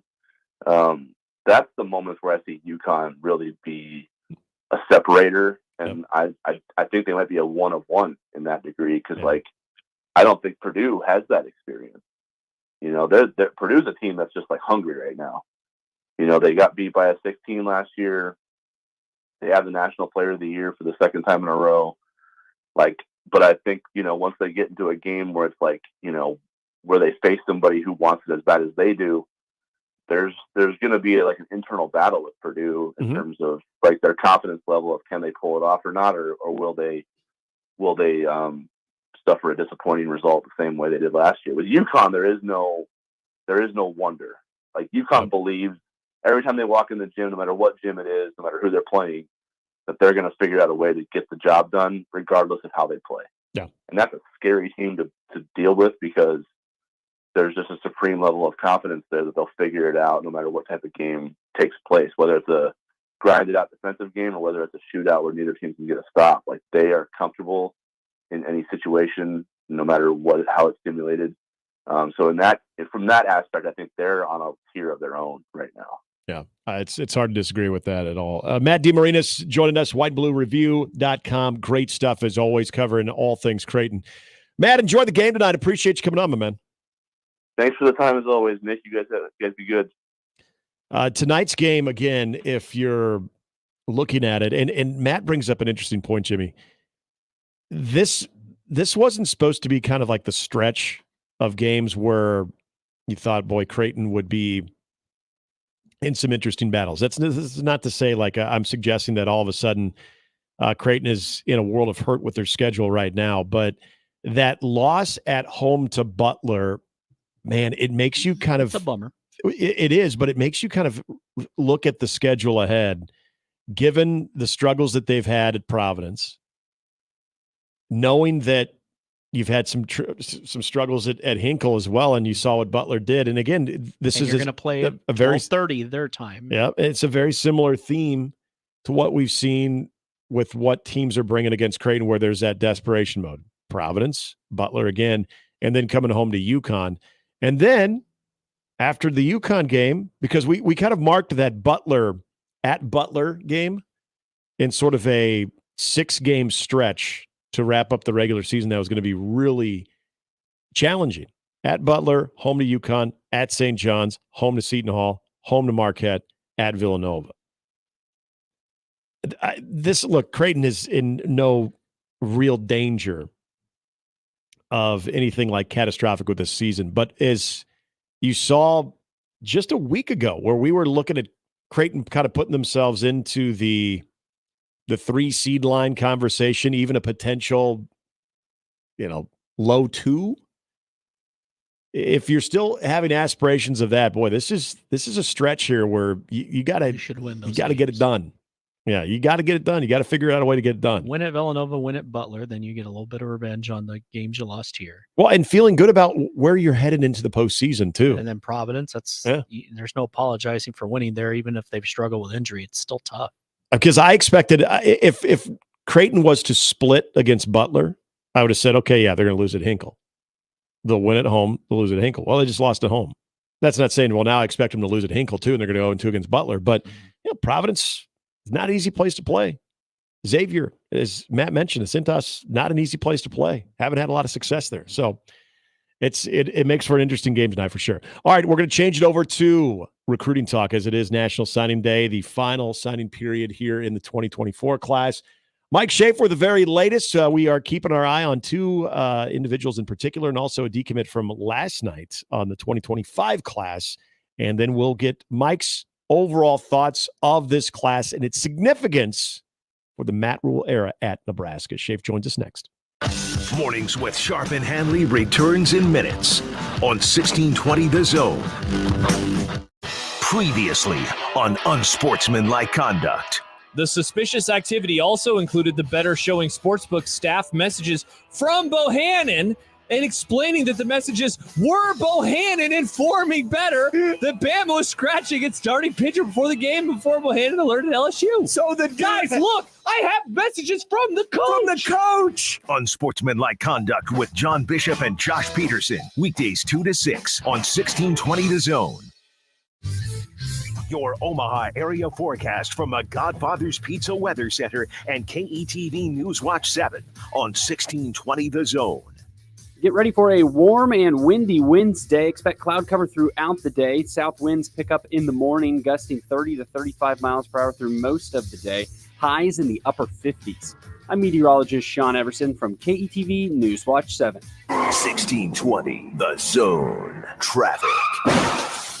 From the Zoom Drain Time-Saving Traffic Center. A few accidents to report. One I-80 westbound at Q Street. Another also I-80 westbound just before the curve to the Giles exit. That has the inside left lane closed. And we have some slow traffic I-80 eastbound between Giles and Q, as well as I-80 eastbound between 84th and 72nd. Please be safe and wear those seatbelts, everybody. This time-saving traffic was brought to you by Zoom Drain.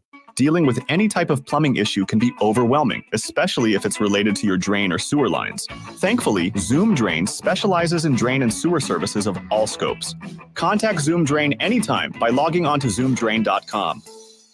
Immediate openings available. Come join OSI Industries in Oakland, Iowa for Walk-In Wednesdays. OSI is hiring for production positions, first and second shift, with wages starting at $17.50 up to $23 per hour. OSI is offering a $2,500 sign-on bonus, a $2,500 retention bonus, and a great benefits package. Apply now at osigroup.com or by stopping by any Wednesday for on-the-spot interviews. Position requires lifting between 30 to 50 pounds. Come join a family-oriented winning team. Equal Opportunity Employer E-Verify vets welcome. This is a sale so hot, Standard Heating and Air can only do it once a year. Right now, buy a Carrier air conditioner from Standard Heating and Air and get a free furnace. Now, that's a hot deal. StandardAC.com, where we do the things we do. Carrier, turn to the experts. The GOAT is coming to Kansas City. Sporting KC will host Inter Miami and Lionel Messi, the greatest of all time, at the loudest stadium in the world. See Johnny Russell, Alan Polito, and the rest of your hometown team take on Messi, Luis Suarez, and more at GEHA Field at Arrowhead Stadium on Saturday, April 13th. It's the soccer capital of America versus the greatest of all time. Get your tickets while you still can at sportingkc.com. What goes great with football? Rib Shack Down Home Barbecue and Soul Food. Let Miss Jackie cater your next event with slow-cooked St. Louis ribs, wings, beef brisket, and pulled pork. Visit the Rib Shack in Roxbury Plaza at 108th and Q or at ribshacksmokehouse.com. Cards issued by Sutton Bank and Celtic Bank, members of FDIC. Terms and conditions apply. Are you the decision maker in your company? Consider this. For the first time in decades, there's a better option for a corporate card and spend management platform. Meet Ramp, the only corporate card and spend management system designed to help you spend less money so you can make more. Most corporate credit cards offer points as incentives, but those points amount to less than their worth in real cash value. Ramp's corporate cards offer you cash back, real money in your pocket. Plus, you control who spends what with each vendor. And Ramp's software collects and verifies receipts automatically, which means you'll stop wasteful spending and close your books in hours instead of days. Businesses that use Ramp add up to 5% to their bottom line the first year. If you're a decision maker, adding Ramp could be one of the best decisions you've ever made. And now get $250 when you join Ramp. Just go to ramp.com/sports. Ramp.com/sports. RAMP.com/sports. Hear that? The sound of water being poured on 800-degree rocks. If you were here in this sauna, you'd be so hot you wouldn't have the energy to move. But you're not here. Because your self-care happens out on the road, riding your motorcycle protected by Progressive. Besides, after a long ride, a helmet sweat is way more satisfying. So if you ride, switch to Progressive, America's #1 motorcycle insurer, without even breaking a sweat. Progressive Casualty Insurance Company and affiliates, not available in all states. It's a celebration of love at Saul's Jewelry and Loan. Now through Valentine's Day, get 50% off a huge selection of jewelry. Diamond rings, 50% off. Gold chains, 50% off. Bracelets, 50% off. Some exclusions apply. See store for details. It's the celebration of love sale at Saul's Jewelry and Loan. The Zone Inbox is brought to you by Equitable Bank. We take banking personally. Email me, Connor Happer, with the Connor Happer Show at Connor, CONNOR, at 1620thezone.com. Send me your love, your hate, and maybe a few hot takes. The Zone Inbox, presented by Equitable Bank. Now back to mornings with Sharp and Handley on 1620 The Zone.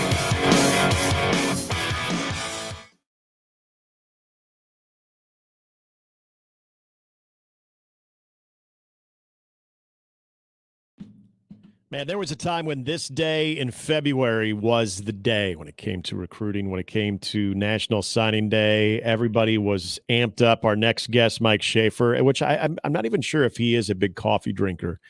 They would be about 5 deep by 8:37 on this Wednesday as we welcome in Mike Schaefer on the 42-degree hotline with Husker 24/7 Sports. Schaefer, did you have like rituals or any type of like routine when in February, when this was such a major day when it came to recruiting and the entire class being finalized? Yeah, I mean, real quickly, I am not a coffee drinker. I don't believe in performance-enhancing drugs. I supply. Oh, I'm all goosed up on it. I get it. I supply my own energy. I'm not one of those people that, don't talk to them before they've had their first cup of coffee. I've never understood that whole thing. But nevertheless, no, I didn't really have any real rituals. I mean, it's so wild to kind of explain just like how different this is now than, the last one would have been in 2017. Like, I used to be up at 5 a.m. for the February signing day. Like, we would have these big, long profile things that we would do on every kid that would sign. Mm-hmm. Like, it was just an entirely different day. And we don't even do that now with the December one because things are just so different. And the class, by and large, in a lot of ways, has been done for months. Right. Like, you think about it now, these guys are signing, well, not necessarily today, but in December, they're signing. And a lot of them, Nebraska had 20-plus commitments by August, I think. So it's just a different, it's just a totally different way about it. But, as I described on our podcast the other day, it feels like it's that third family Christmas that happens 3 weeks after Christmas. Everybody gets together. There might be a tree. Yeah. It feels like it's supposed to be a thing, but it's just, it definitely also just feels like it's not really the thing at all. I like that comparison. That is very good. Okay, so I know, and he'll be on the 24/7 Sports YouTube channel. Keona Wilhite will officially make his decision between Nebraska and UCLA. I'm sorry, Michigan State. You would be surprised if it wasn't Nebraska, right? Yeah, it's Nebraska, UCLA, and Michigan State. I would say, a week ago at this time, it certainly was going to be UCLA, and then everything with Chip Kelly popped up. And this is a guy that got his release from Washington after Kalen DeBoer left. Mm-hmm. So he's clearly not interested in going somewhere where they're going to have to go through a coaching change yet again. And so I would say that almost takes UCLA out entirely. And between Nebraska and Michigan State, I think Nebraska has probably done a little bit better job of emphasizing how much they want him. And, I think Tony White's done a really nice job in this recruitment. So I really like where Nebraska stands, heading into this afternoon. It'll be the 2:30 to 2:45 window, kind of an announcement there on the 24/7 Sports Signing Day show. And ironically, we have the press conference that was scheduled for 11 a.m. with Matt Rule will be moved to 3 o'clock today too. So I mean, it's one of those things. It's total coincidence. Yeah, I mean, hey, sometimes things creep up on someone's schedule, and you just gotta accommodate that. I understand that. I don't know if the two are related. Yeah, for people that aren't aware, the reason this isn't necessarily that it's going to be Nebraska, but if it is, they can't talk about them until it's official. So regardless of what the decision is, they wouldn't want to announce their class and then have this announcement come later. Like that, it just wouldn't work as well. So that's why there's the change. If anybody was actually curious, we could go ahead and say it's a Matt Rule flex. He's very confident. He's flexing. Like, we got to be able to talk about him, and unfortunately, he's not going to make his decision until later this afternoon. So we're going to go ahead and we're going to comment on that. Well, I like nothing that. wrong with that. No. Kamir Prescott, this was another one that he was a decommit from Wisconsin back in December, and now it looks like there is a lot of momentum towards Nebraska. So maybe not only adding one in Keona Wilhite, but Kamir Prescott as well. Yeah, I mean, he is I'm not sure what time he is set to announce today. I don't know. I just know that the announcement is coming at some point today.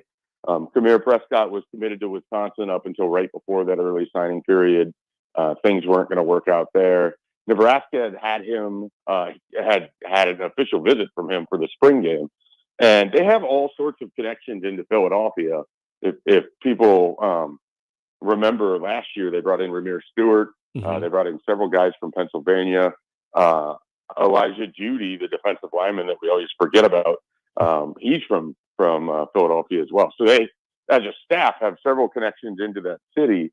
And so if there's a top player that is looking for a place to land, they're, regardless of position, Nebraska is going to be interested if they're coming from Philadelphia, because they can vet that probably better than almost any area in the country that isn't Texas or Nebraska at this point. Last night, we also got the word that a 2025 commit and CJ Simon did decommit. Was this something that was unexpected, a big surprise? I know this class is just now starting to come together, so I don't know how big of a hit this is for the 2025 class. Yeah, I mean, I don't know all the inside details of it. I haven't personally hit CJ up. I sometimes just, especially with the signing day being today, didn't feel like it was the most pressing thing. But it strikes me as, if you draw a timeline comparison here, Nebraska takes the CJ Simon commit in early December. A couple weeks later, they end up with Dylan Raiola, and that sort of changes the calculus of what you think you could do at wide receiver. I don't know for sure that this is what happened, but certainly, Nebraska's going to have a lot of interest at the wide receiver position, and they might want to make sure that they're flexible in those spots. I don't know that that's what happened. I thought CJ Simon was a really interesting ad. I watched him at a camp down in Kansas City in April, and he torched pretty much everybody that had to cover him all day long. I mean, he's the most difficult part here is that he's not big. I mean, he's going to be 5'10", 5'11". He's probably more quick than fast, but no one could stay in front of him. So I thought he was a really kind of interesting addition. But, I think in the Big Ten, you have to be pretty judicious if you're not going to take someone that's a larger individual. It is a big conference for a reason. I think there's, it closely, just like the SEC, mirrors a lot of what you're going to see from a physical standpoint in the NFL. And so if you're going to take someone who's undersized, they probably have to have elite traits. And I don't know that CJ Simon was coming in with that. But I really wouldn't be surprised if he ends up at like a Kansas or a Kansas State or an Oklahoma State and just tears it up in the Big 12. It would not shock me at all. Talking to Mike Schaefer, Husker 24/7 Sports here on 1620 The Zone. It is the February National Signing Day, the late signing period for the 2024 class. So as we, let's, you can factor in Keona Wilhite, you can factor in Kamir Prescott if you want to, but if you just want to kind of sum up this class, when you think about where this coaching staff was able to really deliver here. And I know everyone's going to say Dylan Raiola, and I think that goes without saying, but when you sort of look at the takeaway, because I always feel, Shafe, every class kind of has its own identity as far as the expectation or the big takeaways. How do you kind of look at this class as far as what Nebraska needs, not only here in the immediate future, but for years to come? Yeah, I mean, I look at this class at largely three positions, and that's ignoring the Dylan Raiola thing, which is its own sort of conversation. But to me, you start with the offensive line, and you've got Grant Bricks, you have Preston Taumua, you have Jake Peters, you have Landon Davidson, you have Xander Ruggiero and Gibson Pyle, and they went out and they got guys that I think are going to be competing for starting jobs by the time they're redshirt freshmen. Mm-hmm. And that's effectively what they did with the defensive line last year. I mean, they went out and they got a really good defensive line class, and some of those guys flashed early, and some of those guys like Sua Lefotu and Riley Van Poppel are going to pop up this year. And I think Nebraska is going to be really good up front on the defensive side. I think that's what they're angling for on the offensive line. I think that's why this is such a big class for them. Bricks and Taumua are 4-star guys, but don't get lost on somebody like Xander Ruggiero. I know there wasn't a ton of fanfare when he signed, but I think that's someone, he's my class sleeper in the Super Six that'll come out on Thursday morning. That's a guy that I wouldn't be shocked at all, when Teddy Prohaska moves on, is Xander Ruggiero isn't right there in the mix to potentially be Nebraska's next left tackle. So he's someone that I really like in this class. And then both wide receiver and defensive back added a ton of players. Yeah. I mean, they got high-end guys, obviously, in the transfer portal. They got guys like Ja'Cory Barney that I have him as my number 2 player on my Super Six. I think Ja'Cory Barney is going to play as a freshman. I think they're going to find ways to utilize him. He was an outstanding athlete in Miami that had to play a little bit of everything. And then they went out and they got a lot of defensive backs. I mean, right here locally, Donovan Jones, Caleb Benning are 2 guys that can help early in their careers, both on special teams and then in the defense. Mario Buford. You have Evan Taylor, who's going to be working back from injury. You have Amari Sanders, another defensive back as well. Kamir Prescott potentially could be joining that group. So they've done a nice job really sort of focusing on those 3 areas. And then if you needed a 4th tight end, I mean, anytime you add Carter Nelson, and then you combine it with Eric Ingerson and Ian Flint, 2 guys that could be really strong inline blockers, 2 guys that could develop into being offensive linemen. That's a haul too. So those 4 positions, they really did a nice job at. The Dylan Raiola part of this too, and this is, I don't know what we can say that hasn't already been said or discussed about Dylan Raiola, but I do want to kind of reiterate his presence in this year in being matched with Glenn Thomas, because it's not been just the recruiting part here in the offseason. It's also been who they kind of identified to upgrade that position when it comes to development, because, Dylan Raiola is going to only be here for a handful of years. And so it's the next wave of quarterbacks. But when you think about how important this year is with Dylan, but also with Glenn Thomas, is that now kind of the big part of the story when it does come to Dylan, is those 2 matching up, those 2 pairing, and what that looks like from day one? Yeah, I mean, I definitely think that's going to be part of the conversation. It'll be really interesting how it all looks, because obviously, we haven't seen either piece ever at Nebraska. So you don't have any baseline to really go off of. And even your most ardent Nebraska fan and Matt Rule supporter probably would struggle to tell you what Glenn Thomas did for Baylor in 2019 necessarily. So it's one of those things where we're going to be going into it where they're both going to be working with each other and doing it at the same time, where we have no baseline to judge off of it. And so it's going to be really kind of, if Dylan Raiola is successful, Glenn Thomas is going to get that success. If he's not, Glenn Thomas is going to get that blame. And I think he knows that. I mean, he's a veteran coach, and he's been in all sorts of situations throughout his career. And now he has an opportunity to help, steward the development of a guy that's expected to be a first-round NFL pick when this is all said and done. I mean, that's honestly where it's at. And so it's a big job, and it'll be interesting how they come together. It'll be interesting how, when we first get to talk to Dylan as a member of Nebraska, how he kind of characterizes that relationship and how much time those 2 spend together. And it's going to be a really important thing. But it's going to be really hard to judge from the outside, because we have no baseline with 2 new additions that are expected to play a huge role for this upcoming season. I do, and this is a good place to end when it comes to the quarterback position too. In this discussion about Dylan Raiola, look, we know Danny Kaelin. He stuck with Nebraska.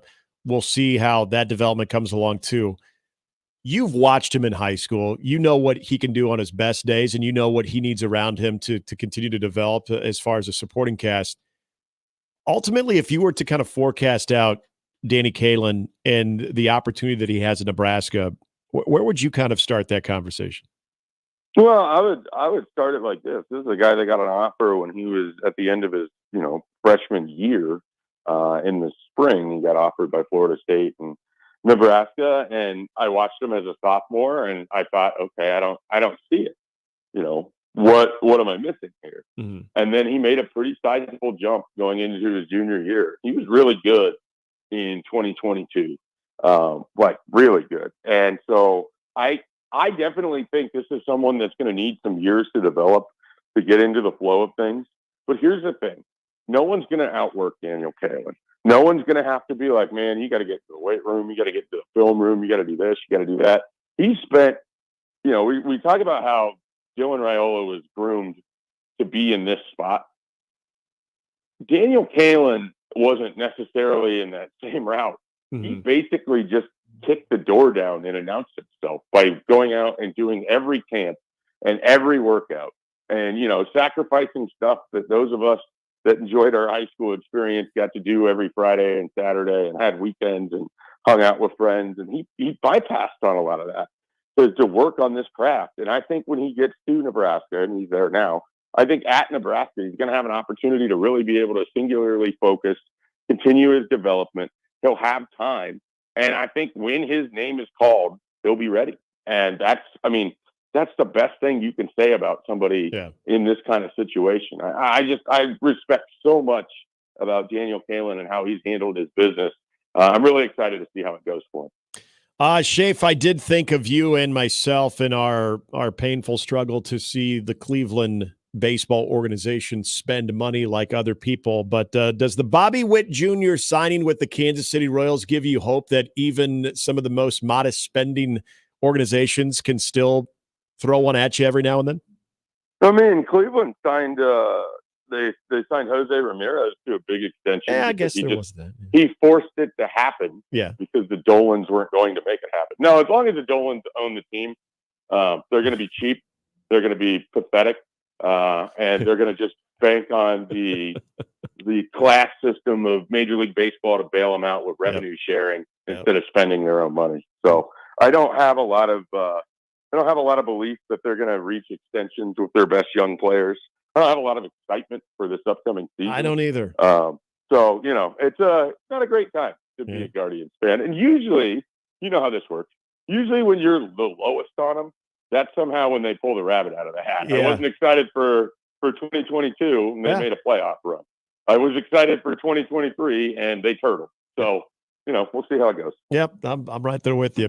Shafe, I know you guys will be up to date on everything as it happens. We know Keona Wilhite will be announcing later on this afternoon, right before Matt Rule speaks at 3 o'clock today. So great coverage as always. Appreciate you coming on. And, hey, hopefully a little bit of break in the action, too, as you and your wife are embarking on a very exciting time as well. Real so hopefully day. You get some the real signing day, the real commitment. Hopefully you guys have some time off to enjoy that here too.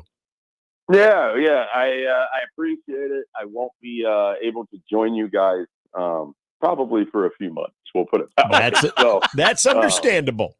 Now, when I return, I'm sure I'll be even more insane than I already am. So that'll be fun. You might just take up drinking coffee, soon my to friend. Be coffee aficionado, Mike I Schaefer. highly doubt it. Okay. Highly doubt it. Never say never. Anything's possible. I don't know what life is like when you're a dad. I'm about to find out. Yes, you are. All the best, my man, and give your best to your wife as well, as we're all thinking of you guys. All right. Appreciate it. Have a good one, guys. All right. See you, Shafe. Mike Schaefer, Husker 24/7 Sports. He's about to be very busy. Oh, yeah. And we're going to talk to Brandon Vogel. I remember when they went through it not that long ago as well. So, yeah, it's always an exciting time because I always heard about it until you actually experience it. And everybody has their own experiences with it. I mean, you could say, well, yeah, get ready for this, and it can be completely different. No, you actually know it can, yeah. Yeah. but the one thing the one constant that I know depending on whatever your journey or story is when it comes to first being a father is the sleep. Just understand that you will get it when you can. You will sleep in spurts. They will be short spurts, but if they're napping, we should nap. Yep, exactly. Quick, take full advantage. That's what happens. All right, so we will get back and update you on everything going on with National Signing Day. Again, coming up at 9:45. Before we get out of here, we're going to be talking to Brandon Vogel of Counter Reed. It is National Signing Day, and we got a lot to still discuss with Nebraska hoops tonight, taking on Northwestern. And again, when it comes to Creighton and Nebraska, what do you need to see on this 7th day of February to give you hope that both teams can fulfill their very different expectations when it comes to this season? We'll get into that and more at 1620 The Zone. More with Gary and Nick after this on 1620 The Zone. Remember, no matter how you listen, it's still AM radio. 1620 The Zone. Host is roasting every morning. Host is roasting every day. Put your coffee department in good hands with Host Coffee Service, providing direct delivery and loaned coffee equipment with service programs. If you're ready to change to a better coffee provider, it's time for Host Coffee. Omaha's best coffee since 1972. Host Coffee is always roasting something good for you. Oscar's Pizza and Sports Grill is your home for the big game. Whether it's the NFL or a rivalry on the hardwood, you will find all the action on Oscar's top-of-the-line audio-video system. With 40 TVs and massive dual projectors, the game has never looked better. Pair that with their award-winning char-buffed wings and $7.99 Monday through Friday lunch specials. Oscar's Pizza and Sports Grill has everything you need. 173rd and West Center Road, and for takeout at 162nd and Maple. When you wake up well-rested on a great mattress, everything becomes clear. I do overthink everything. Things you missed when you were tired finally reveal themselves. I should just get fake plants. It's the President's Day sale at Mattress Firm. Get a king bed for a queen price. Save up to $700 plus a free adjustable base with select Sealy mattresses.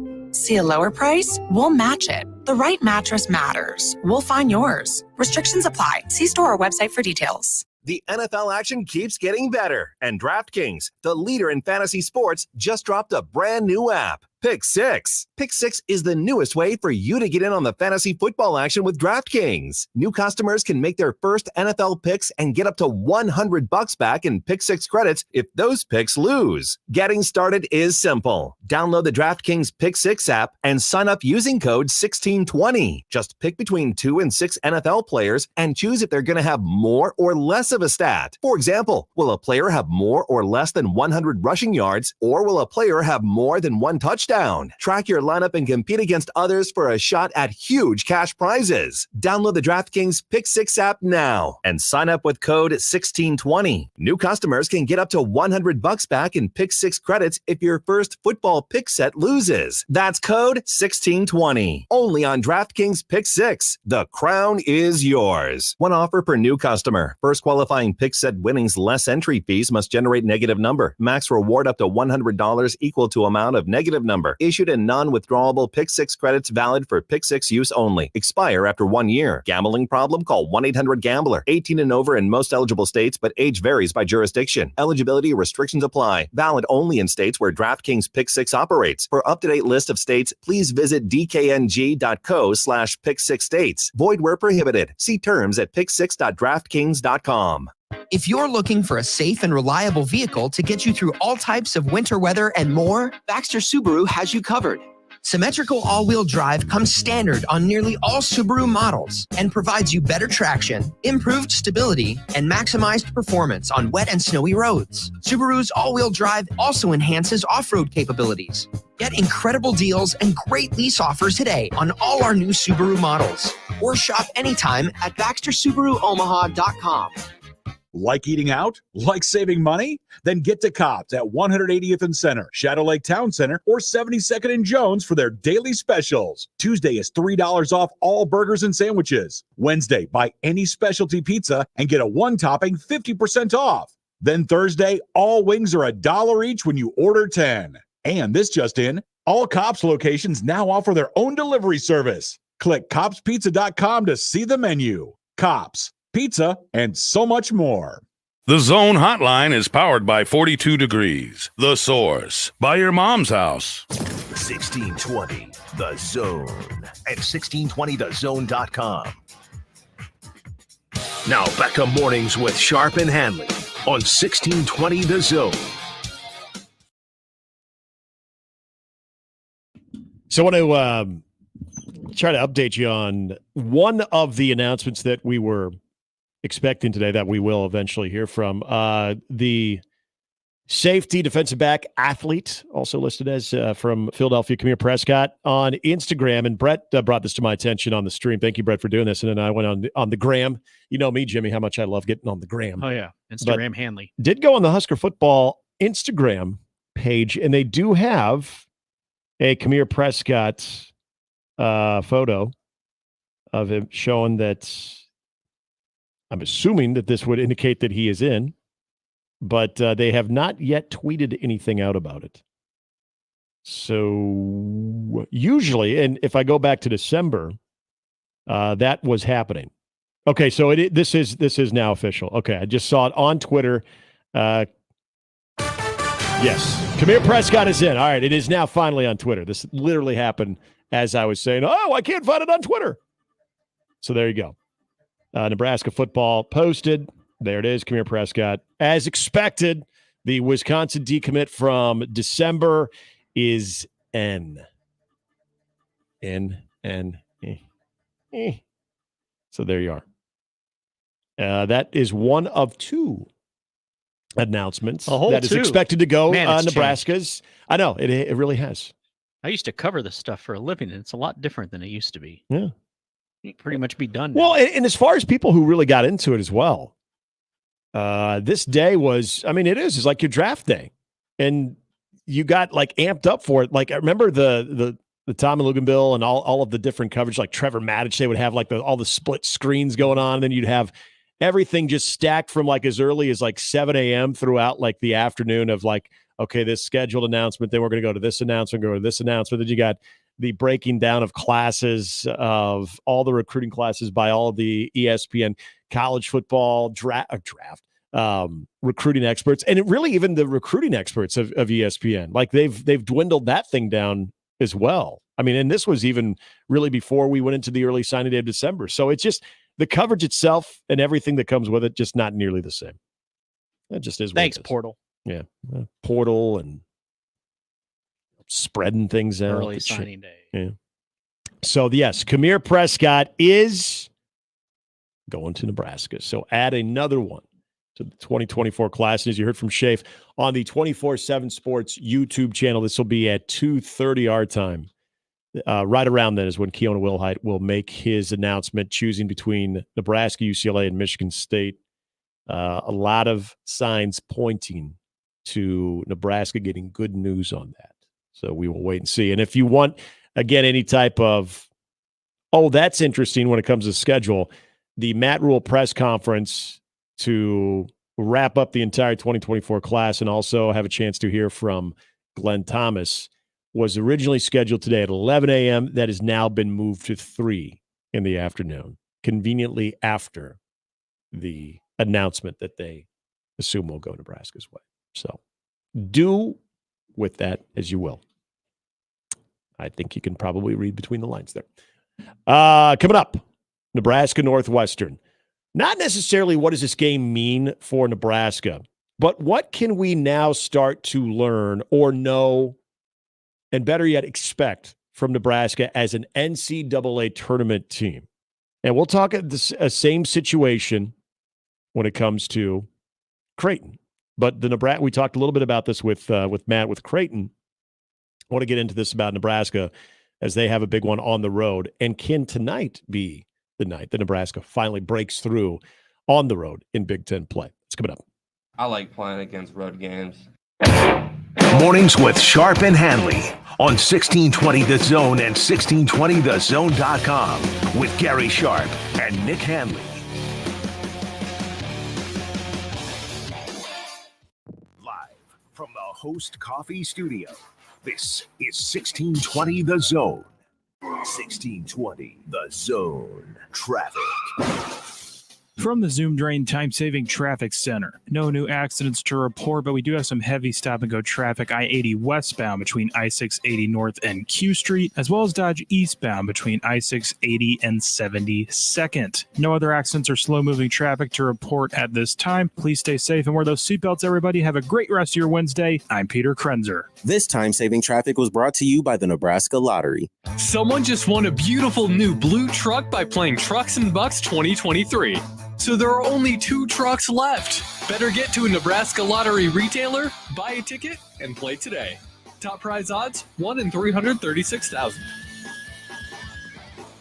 Hey folks, Kent Pavelka again to tell you about your local concrete experts at Everlevel Concrete Repair. Now, if you have cracked, uneven concrete, Everlevel can fix it at a fraction of the cost compared to replacement. This is no Band-Aid. Their products are built to last. It gives your concrete the durable protection it needs, and there's still time. I chose Everlevel for my driveway, and I've got peace of mind with their long-term transferable warranty. Everlevel's products and customer service are top-notch, and that's why they've been voted Best of Omaha again this year. Say it with me. Everlevel, Everlevel, Everlevel. Host is roasting every morning.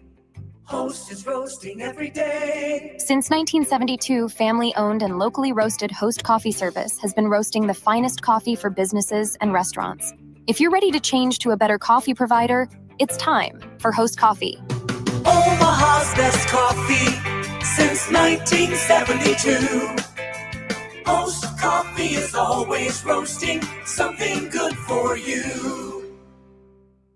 Maverick baseball and softball are right around the corner. Get your season tickets today by calling 402-554-MAVS. This week, Omaha Maverick women's basketball takes on North Dakota and North Dakota State at Baxter Arena, while Omaha Maverick men's basketball is a game out of first place and making a run.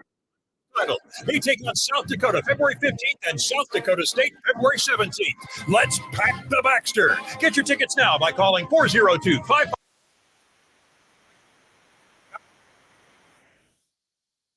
Perfect plan for Valentine's Day. Agave Azteca has the Valentine's special just for you. Enjoy an unforgettable moment with your love in a charming atmosphere with live music, 2 dishes of your choice, 2 drinks, and a dessert, all for only $49.95. But that's not all. They have a daily lunch menu from 11 a.m. to 2 p.m. for just $7 Monday through Friday, and the dinner menu from 6 to 9 p.m. for just $10 Monday through Thursday. 5170 South 72nd Street in Ralston. Agave Azteca, the shortcut to Mexico. Hey, it's Happer for the FanDuel Sportsbook, and happy Super Bowl week to all who celebrate from FanDuel, America's #1 sportsbook. Get ready to go. Get your snacks out. Get your chips. Get your dip. And get your wagers in for Super Bowl 58, 49ers and Chiefs. And there are so many ways for you to get in on a W with our friends from the FanDuel Sportsbook. Options like which players will score a touchdown, how many points will be scored, who scores touchdowns first, who wins and by what score, and plenty more. New customers join today and you'll get $200 in bonus bets if your first bet of $5 or more wins.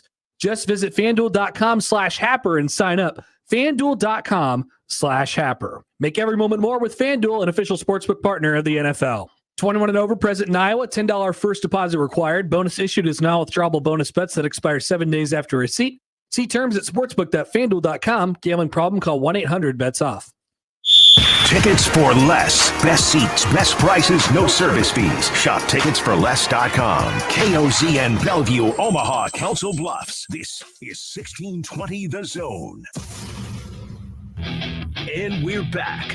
Mornings with Sharp and Handley. Here's Gary, Nick, and Jimmy on 1620 The Zone.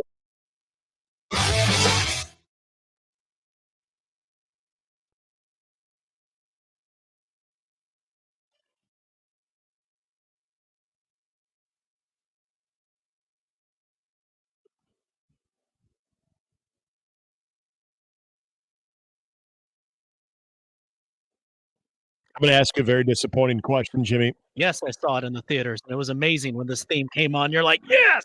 I don't know what we're about to watch, but it's going to be badass. And it was. Okay, this is the disappointing question. Is this Rambo? Oh, no. Yeah, what is it? Nick Handley. I Damn. know. I feel like I was going Damn. to take an L on that one. This is Total Recall. Oh, it is. Okay. All right. That's fine. I'll wear that one. I knew I was going to take an L. I know Total Recall very well. I know. I just don't recall this. Get your ass to Mars. I don't recall this theme song. Man. Okay. Good. It sounded familiar, but for a moment there, it sounded like the beginning of Rambo. Created by the late, great Jerry Goldsmith, who did a lot of great themes. They might have done Rambo. And Rambo's great, don't get me wrong. Probably did Commando, too. Yeah. Okay. Why this was in my head, I don't know. Yeah, I was like, what is it? Total Recall night for Nebraska Northwestern? Ah. I don't know. We're going to recall their NCAA hopes if they lose? No. We got 5 kids to feed on the floor. Make me wish I had 3 hands. Okay. Nebraska Northwestern is tonight. Oh, by the way, if Not you exactly free, but available. Yeah, that's true. If we are giving you the up-to-date information too on everything going on National Signing Day, there were 2 decisions that when we woke up this morning, we were thinking would go Nebraska's way. Well, one of them has. The other will happen this afternoon, and that's Kamir Prescott, the safety decommit he decommitted from Wisconsin. He's from the Philadelphia area at Newman Goretti High School.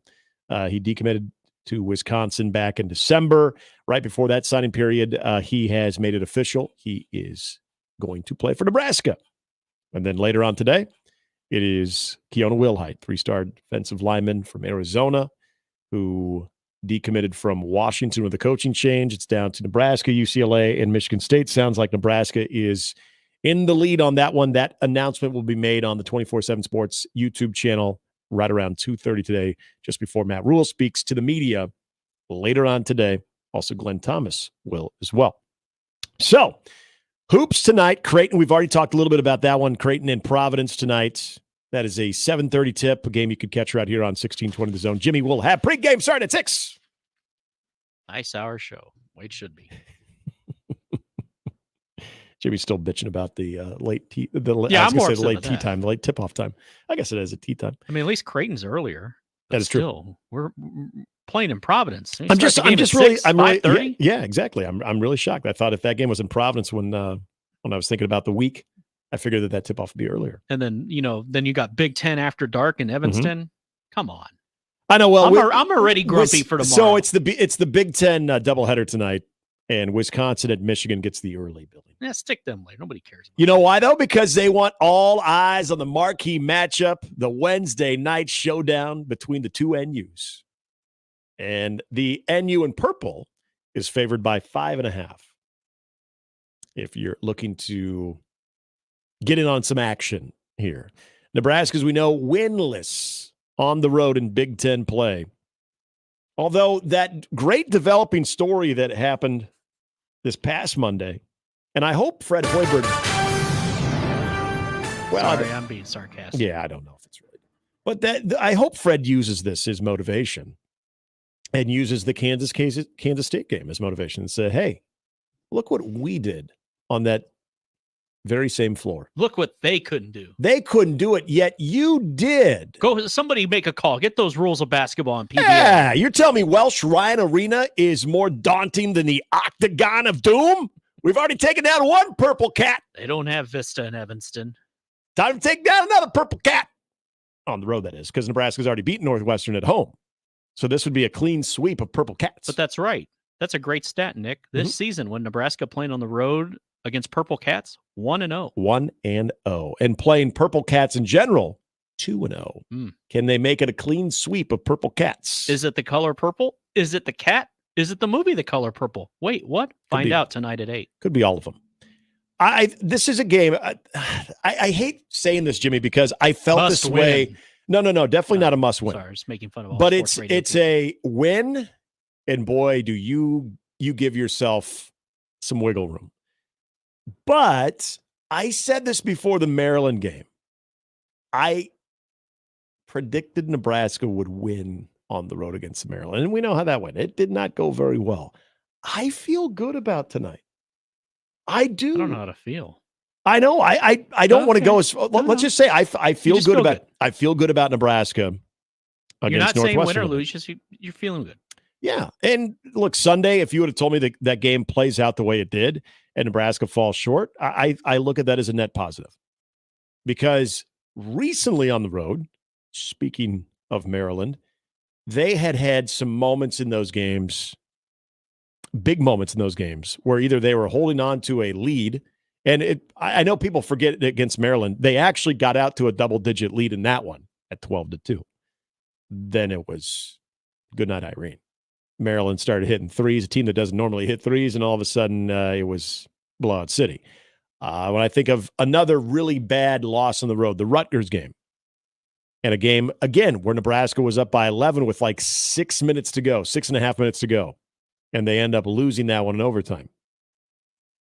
That game, and especially that last 7-minute stretch, was not a good look.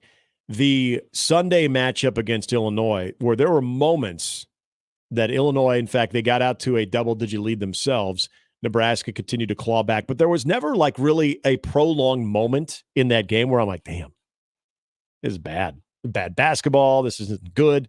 And I know Fred talked about the lack of offensive rebounding, which continues to hurt Nebraska, but this is something, and Gary and I spoke about this on Monday. This is something that Nebraska's going to have to figure out a way just to minimize it, because it's never something that Nebraska's just going to absolutely beat up teams and be able to offset that. Now, when you go back to Nebraska, Northwestern, and Lincoln, Nebraska did the rebounding part of it very, very well. They got extremely sloppy and held your life and won that game, but it was the turnovers. It was not handling the pressure. Teams understand that they are going to pressure Nebraska, and they're going to put the smart money that they will end up reaping the benefits of something like that. Good on Nebraska against Illinois, who also defends very aggressively, gets in your face. They'll put some full court pressure on you at times. Nebraska handled that very well. They just didn't rebound well. And that turned out to be probably the difference in the game. And this is the big if, because Boo Buie, who had such a big impact Took there you towards this long the to end. say Boo Buie? Boo Buie! He had such a big impact at the end of that game that almost brought Northwestern all the way back from the dead against Nebraska. He's got to be chomping at the bits to get back at Nebraska and get off and rolling tonight. But I also am curious about another guy who had a great game against Illinois, but for a couple game stretch there was also absent. How does Keisei Tominaga get going tonight? Is Keisei in the first 5 minutes, and I know it sounds like a very small stretch of this game right out of the gate, but the first 5 minutes, how involved is Keisei in this offense? I think the importance of Boo Buie getting going early for Northwestern has some parallels to Keisei also getting going. Now, what we've seen is that Nebraska can offset a bad Keisei night with other guys stepping up in C.J. Wilshire. I do feel about Keisei's importance on the road that he's got to be involved early. And I know he was against Illinois too, and they still lost. But if you have a bad Keisei night on the road, I don't feel good. Don't feel good about that at all. But what would you, if I were to say, hey, Jimmy, if someone who had not watched Nebraska play all year and you saw them on a lot of the bracketology matrix as a 9 or a 10 seed, and someone said, hey, Jimmy, you see that team, how would you describe them? What's your confidence level that if they go to the NCAA tournament that they could pull off? Obviously, they would be an upset, even if they're a 9, because they'd be playing an 8. How confident would you be, based on the way they play, that they could indeed pull that off? This sounds like a cop-out, but my first question would be, who are they playing? Sure. It really is. I mean, because that's what's going to come down to. Odds are, look, they're probably not going to win a tournament game. However, they could. We just talked about how it's not like there's anybody dominant in college basketball, so it really is about matchups. So not only could they win a game, they could win 2 games if you get the right matchup. Oh, no. They're probably not. They're probably not going to win one. Not ready to go there. So your original question, because I'm dodging the question here, not purposely. What is Nebraska? You're asking me, yes, but how confident are you in them? And the answer is not very. And that's fair. Until you prove it. Unless they're playing a tournament game at Pinnacle Bank Arena on the Cock. Yeah. Hope for the best, expect the worst. Right. Which is really how I live my life. Every morning yes, I get we know. up. Oh, hope we for know. the best, but expect the worst. There it is. Yeah. I haven't even left the house yet. Don't worry, they'll blow it in the ninth. First 3 passes, 2 interceptions for touchdowns. To me, this is a team that if they can mask their flaws, and I know, okay, this goes for any team, but Nebraska's glaring weakness is a major one that has obviously hurt them, especially on the road. And that is the 2 categories that Fred brings up all the time: rebounding and turnovers.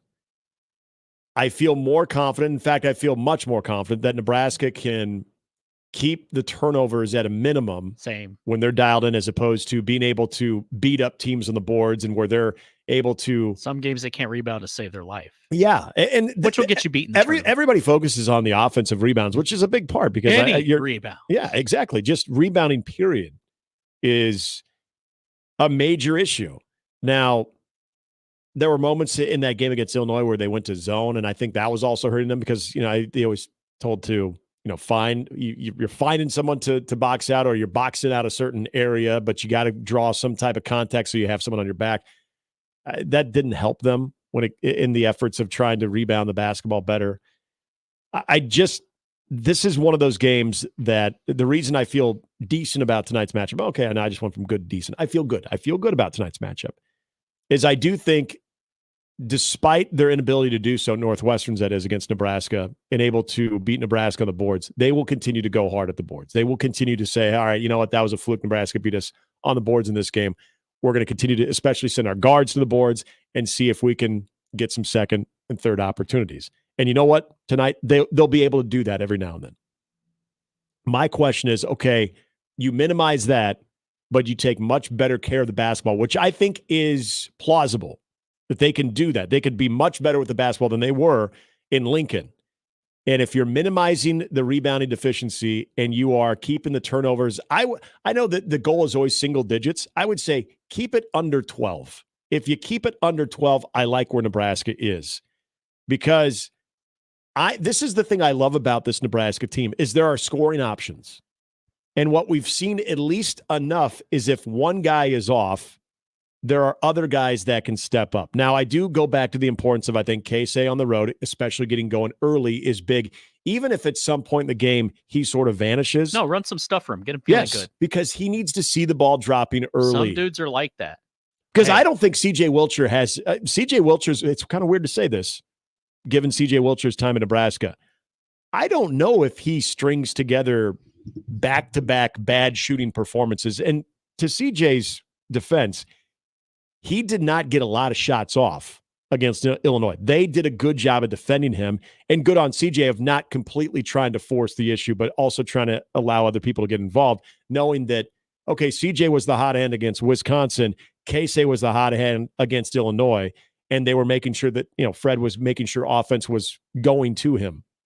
I think Rink Mast is someone, again, on the road, you need to see from start to finish good Rink Mast. That's why I think that was another reason why Nebraska was so close in that Illinois game, is Rink Mast was a factor.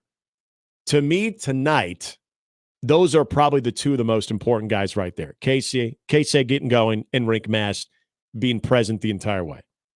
Now then, how are you defending Boo Buie? We saw Sam Hoiberg, who did a fantastic job of that when he was called upon in that game too. That's going to be a big part of it. But I will throw out another wild card tonight.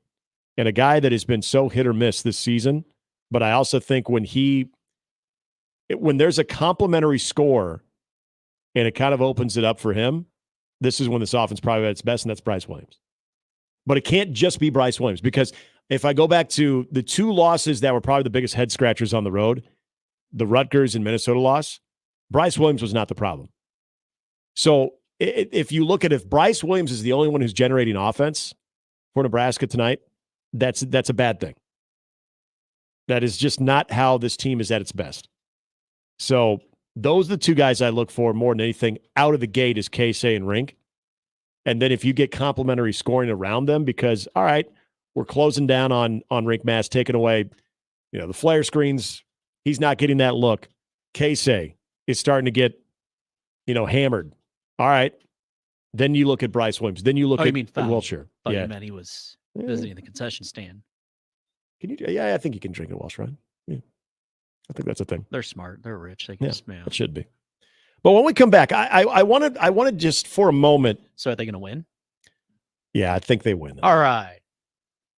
I do. I know it sounds crazy. Hope you're right. It sounds absolutely crazy. But they're going to win a game. I hope everyone wins. I think everybody just assumes, well, let's wait till that Indiana game on the road. Who, by the way, Indiana, Northwestern. Indiana might have just, if it was ever a doubt that Holtman was going to probably be relieved of his duties at Ohio State, Indiana, I think, drove that nail into the coffin last night because they were down by 13.5. Indiana was to Ohio State, and at Ohio State at home, by the way.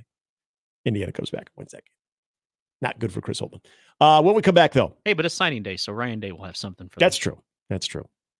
We will. I think it's a fair conversation to have because I think you and I both feel like they're in the NCAA tournament. I do. I still would like to see them get a couple more big wins. Not because, you see, they're not going to make it. It's not that. It's just, it's Nebraska. What you guys have taught me, no, we're not celebrating just yet. But what can they conceivably be between now and Big Ten tournament play to where you could trust them a little bit more? What you said, NCAA don't tournament? turn the ball over, rebound better. Yeah, but there's a couple individual things that I want to bring up as far as some of the guys that I think will go a long way. Let's get some cohesiveness on offense. I say this all the time, a lot of times off the air. It's like you get into a close game. Rutgers game's a good example. It's just an example.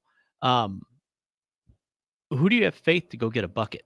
Yep. You need a bucket. Let's say you had a lead. Other team has cut it to 1. That's a good if point. It's on the road, they're standing. You're like, all right. Some teams, you're like, we're good. I know what we're going to do. We're going to use, sorry, I'm not trying to stir the pot here. But use Creighton as an example. They get into that situation tonight, down 1, the crowd's getting into it. What do you think they'll do? Give it to 55. Exactly.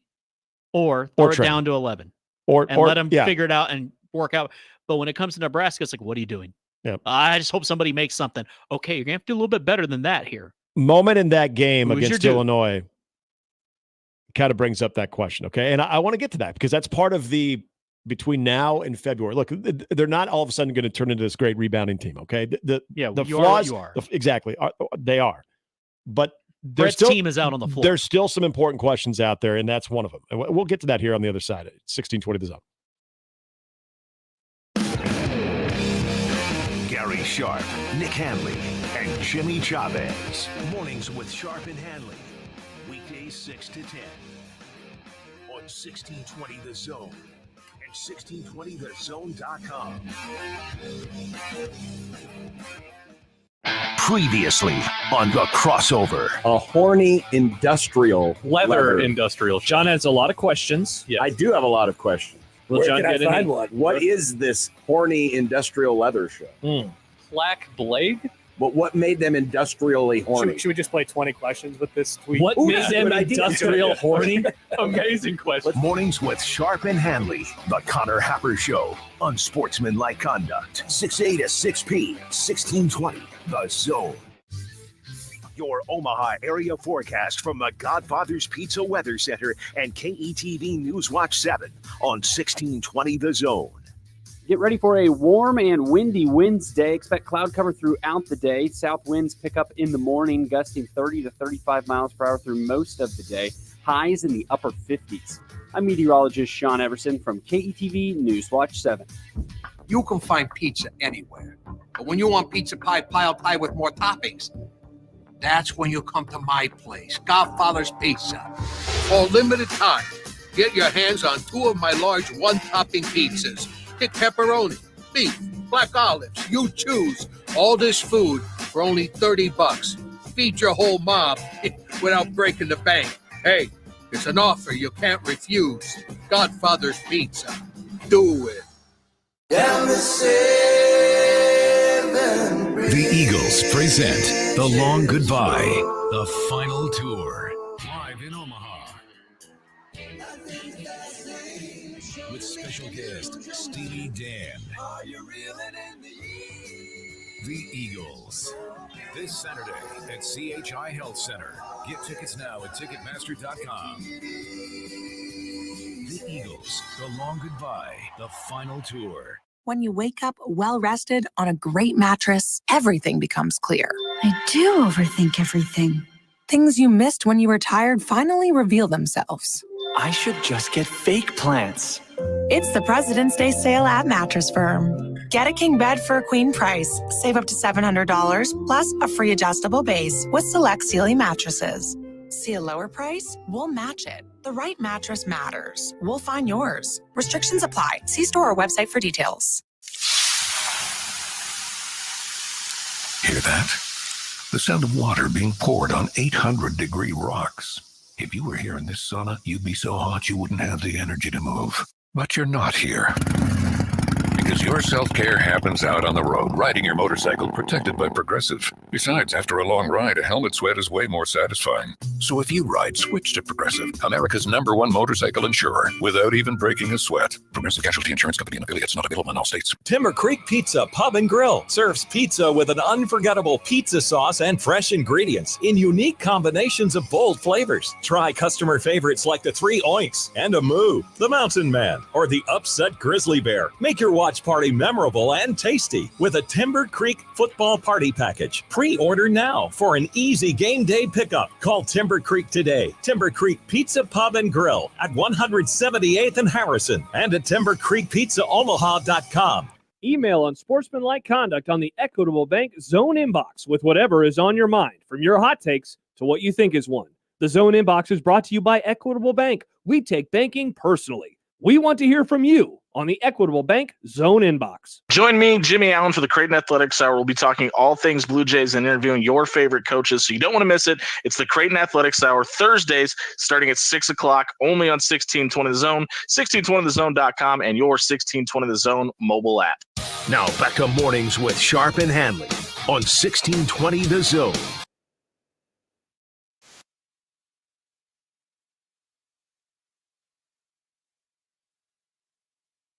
All right, so Nebraska Northwestern tonight, big spot. Yep, I already just laid it down. I said I'm going to take the Huskers to finally pull through. By the way, this song is mandatory. Should always be played if you ride in a helicopter. Yes, it's the Predator. Yep. I just think of the dialogue between Jessica Body Ventura and everybody in that. Like me. Yeah. Oh, boy. I can say that does not make you an exceptional turn. For anything that turns off. All right, anyway. So, yes, I did. I went ahead and said it. I'll take Nebraska to win it. Yeah, you did say it. They're going to beat Northwestern tonight, which I think will provide them a very big safety net. I said this yesterday because this is your last quad one opportunity before you get to the Big Ten tournament. By the way, and I don't mean to interrupt you there, but before we really get into that, is it just me? And I know this has been around, like the terminology, but man, they are obsessed now with the whole quad victories. And when we were younger, they used to talk about stuff like that. Oh, we didn't have the quadrants back then. We said what was considered basically a quality win, and that was about it. But that's in my day; it was just a quality win. Yeah, you knew it when you saw quad it. One or a quad two. Yeah. I don't know what the hell that means. Is that like a magnetile, like a polygon? Like I don't know. You knew it when you saw it. Like game face. That's what it was. Yeah. Well, they did have I guess there was an RPI system going on, but yeah, you knew it when you saw it. Anyway, the point is, if you win quad one games, that's good. Well, and that's what they all say now. By winning tonight, if you were to slip up in a quad 2 or even a 3, that's that bad, still right? remain How on many Nebraska's. quads are they? There's 3. Okay. That you have on your schedule, which Nebraska does have. They've got that team in Ann Arbor they got to play twice, which is super. I would say that a win tonight goes a long way in allowing you to, if you were to slip up, sort of offset it. I'm sorry, there's 4 quadrants, by the way. 4. I was going to say quad 4. Yeah. Again, in your defense and my defense, we didn't have these things back then. This is just all new. This is probably a Gen X thing. Anyway, continue. Old I was a referring more to what Nebraska has left in their schedule as far as the lowest of quadrants that they have. This would be a big win to get on the night. By the way, Jimmy in the stream says, I have no money on the game. That's why I'm taking Nebraska.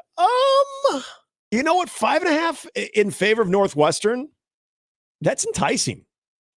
I gotta say, that's somewhat enticing. I know one guy who works here who could probably put a little money on that. Anyway, that's different topic. Jimmy, this is Jimmy on the stream. Jimmy, I'll consider it because I know it's the put your money where your mouth is. I might. And I don't necessarily need Nebraska to win to still come out victorious when it comes to the financial investment. But still, I would say this about Nebraska as far as we know what they are, but what can they conceivably improve on between now and postseason? You brought up one of the bigger questions. Who is going to take the shot in money time? You need a bucket. Mm-hmm. It's winning time.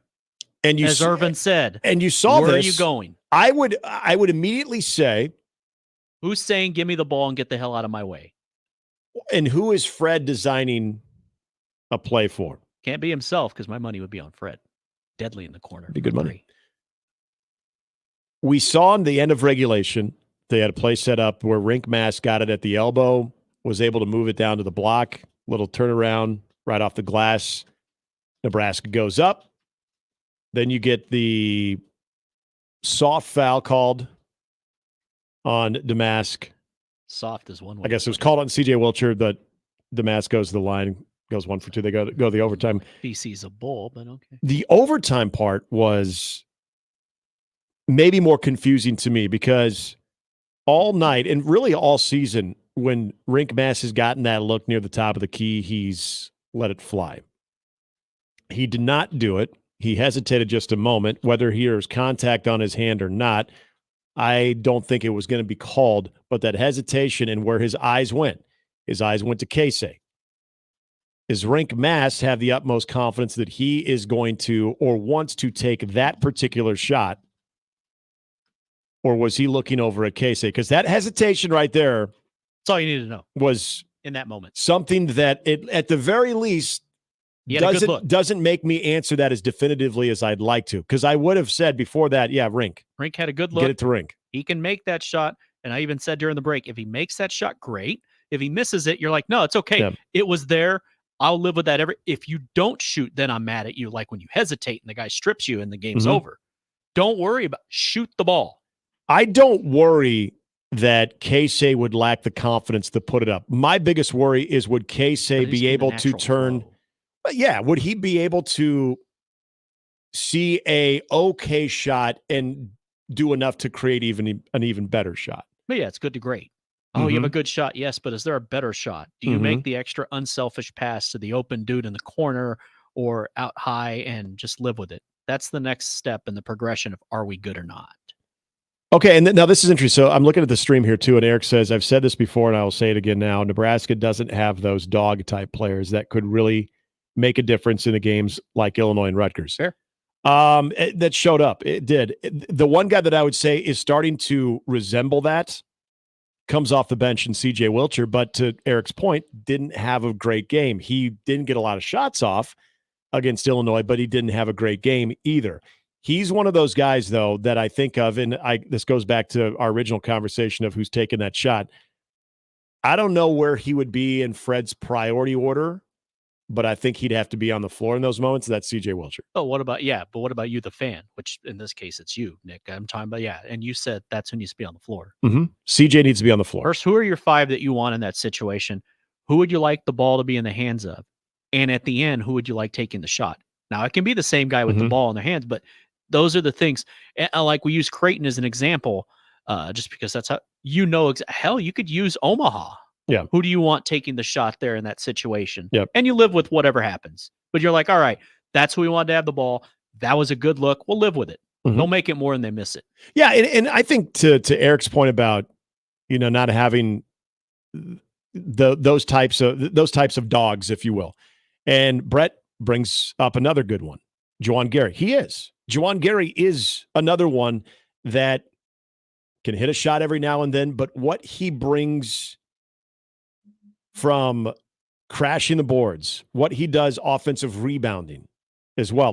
And I'm not talking about like Josiah Alec. Josiah Alec is the Energizer He's a bull Bunny. in a china shop. Well, That's he's, okay, though. yeah, You need that dude. He is the Energizer Bunny. He's energy. That guy is everywhere. It's not always controlled He also chaos, but it's chaos.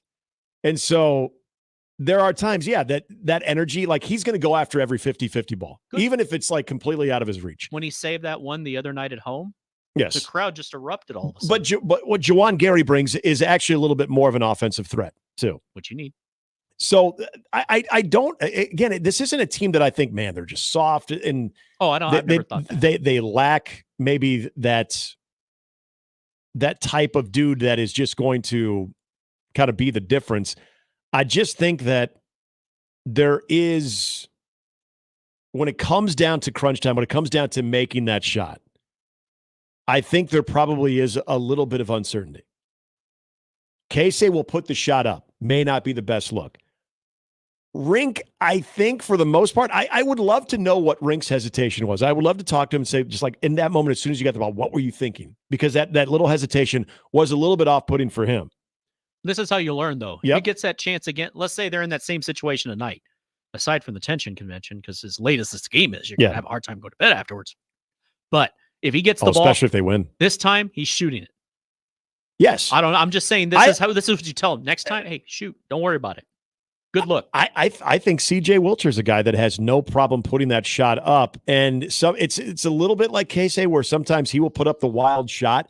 But unlike Casey, he's been a little more consistent making it this year than Casey has. But if you go back to CJ's history, there's a lot of times he'd put that shot up and he wouldn't even come close. Mm-hmm. So if you're asking me who I feel the most confident in taking that shot, despite what happened against Illinois, I'm still saying Rink Mast. I know it sounds crazy because Casey is a guy he's got limitless range, but I like his shot. I feel more confident when I see Rink get it, especially in that area, and put it up. Out high, I would have loved to have seen him just take the shot. Mm-hmm. And if it wouldn't have gone in and Illinois wins, that was good luck. I still would have considered that a good look. It looked good. A quality shot. There was a shot, I think it was Casey earlier in the game. It looked like it was halfway down and popped up. Mm-hmm. No problem with that. Yeah. He was feeling it. Hey, most nights it'll go down when he's feeling it and he hits that shot. It's fine. It's when you don't shoot that I'd be like, all right, then you're not going to play if you're not going to shoot. We got to get to our man. He's Brandon ready. Vogel. He's there. Brandon Vogel will be joining us in the stream in his study. I just like calling it his study, as we'll get some of his final thoughts on the recruiting class and some of the latest developments with what we can expect with winter workouts, spring ball coming up as we now pivot to that after today. B. Vogel joins us right after the break here on 1620 The Zone. Mornings with Sharp and Handley on 1620 The Zone and 1620thezone.com with Gary Sharp and Nick Handley.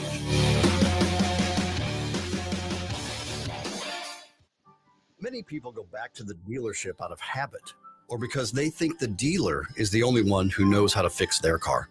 At Omaha Car Care, we offer a better option. We have ASE certified technicians, the technology to service any vehicle, and free loaner cars. The dealer will sell you a package of services. We'll provide the service you want for your car as your trusted partner. I'm Rick Betker, owner of Omaha Car Care, and we'll be along for the ride. Host is roasting every morning. Host is roasting every day. Put your coffee department in good hands with Host Coffee Service, providing direct delivery and loaned coffee equipment with service programs. If you're ready to change to a better coffee provider, it's time for Host Coffee. Omaha's best coffee since 1972. Host Coffee is always roasting something good for you. Progressive asks, what do a slow Friday night, bored teenage boys, I'm bored, a pack of fireworks, this is gonna be awesome, and a teetering branch suspended over your car have in common? Look out!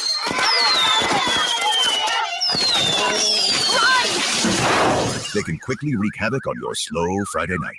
Uh-oh. Bundle your home and auto with Progressive for great savings and round-the-clock protection. Progressive Casualty Insurance Company, affiliates, and other insurers. Not available in all states or situations. Maverick baseball and softball are right around the corner. Get your season tickets today by calling 402-554-MAVS. This week, Omaha Maverick women's basketball takes on North Dakota and North Dakota State at Baxter Arena, while Omaha Maverick men's basketball is a game out of first place and making a run for the conference title. They take on South Dakota February 15th and South Dakota State February 17th.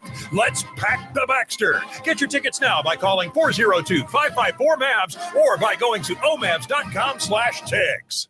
It's the most time-honored tradition to start the weekend, grabbing a cold one from a local Nebraska brewery. Let's be real here. It's cold outside, and you don't want to drink the same boring beer as those Hawkeye fans. Drink Nebraska brewed beer, cider, or seltzers instead. Each week, we're putting the spotlight on a unique Nebraska brewery with One Beer Friday. Share your brew on social media with the hashtag One Beer Friday, and you'll be entered to win a $25 gift card to a local Nebraska brewery. Nebraska is the good life with great beer. Click nebraska.beer to learn more.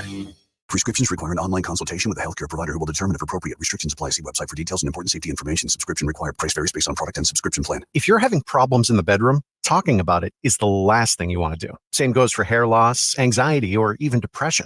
That's where HIMS comes in.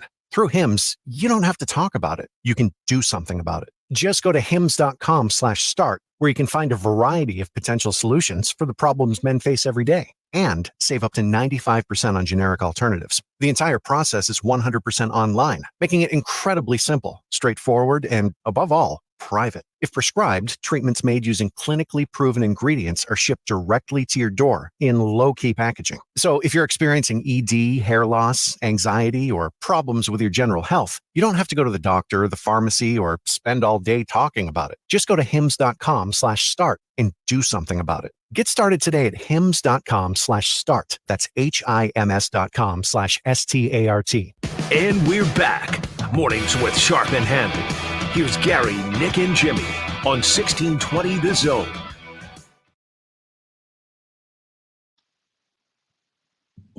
Hey, it's that time to go to his study. I just say it sounds much better than the office or the home office, but when you can go to someone's study and actually see the leather-bound books, there you could just it exudes the rich smell of mahogany. Brandon Vogel of Counter Read joining us from his study. Good morning, Brandon. Morning. How are you? Do you refer to it as the study? Do you tell your wife, "Hey, I'm going into the study," or do you? I do now. I do now. I hadn't been previously, but I agree with everything you just said. So, lends an air of sophistication to this whole thing.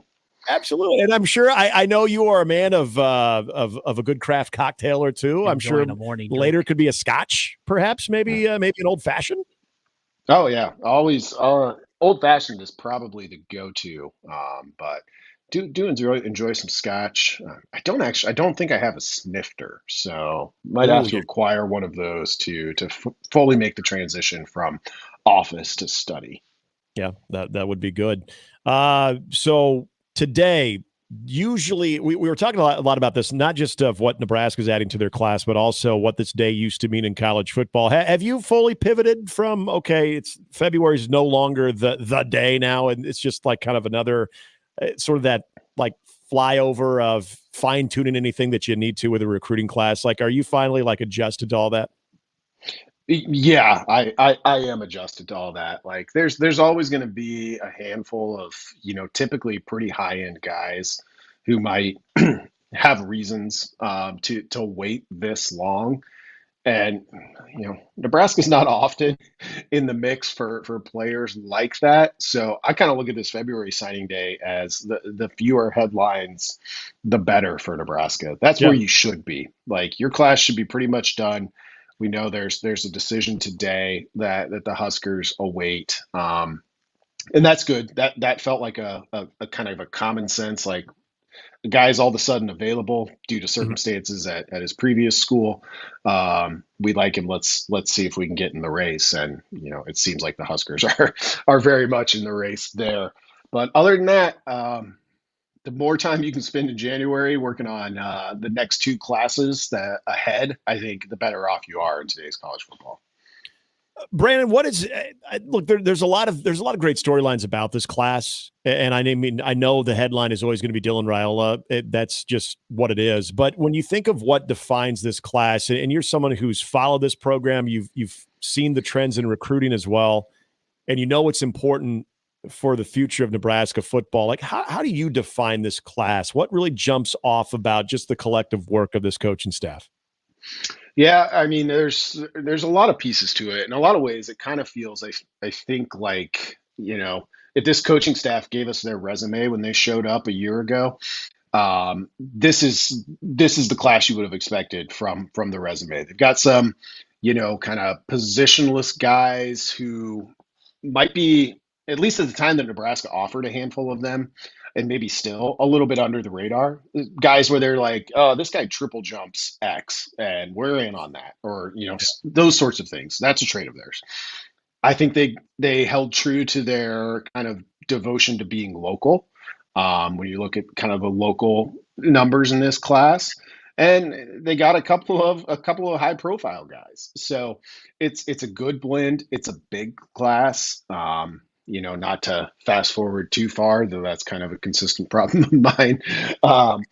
Because it's a big class, because it's their second class, the first full cycle that they had, this class becomes really important in terms of what Nebraska football becomes in the next 2, 3, 4 seasons. I couldn't agree more. It's I don't want to put so much on this class and its success, but given where all of these guys come from and what they bring, I would say, Brandon, even if you can get close to a 60% hit rate, this would bode extremely well for the future of Nebraska football. Yeah, a 60% hit rate would be, you'd be in business then, because, and it's different. Like, it's still new enough to try and even kind of tabulate the numbers given the transfer portal, but pre-portal, Nebraska would only keep 60% of its classes. Like year after year after year, you just lose 40% to attrition, be that injuries, be that transfer. So much less than your hit rate was taken from 60% instead of the full 100. So I think that becomes a big thing. And it's the other thing I thought about sort of this morning when I had the moment. I was like, oh yeah, today used to be like the busiest day of the off season, and now it's just kind of like, we're waiting on one decision. Are we at the point now, like not just with February signing day, but December signing day, where your ability to hold on to your current roster might be more important than your ability to recruit? Now, you got to recruit well. I'm not saying that, but it's just the constant influx. Unless you're like a Georgia, where it's like, yeah, we bring in such a high level of talent that even if we lost maybe more than average to the transfer portal, like the talent level's so high. At a place like Nebraska, I think retention even becomes more important with the way things are now.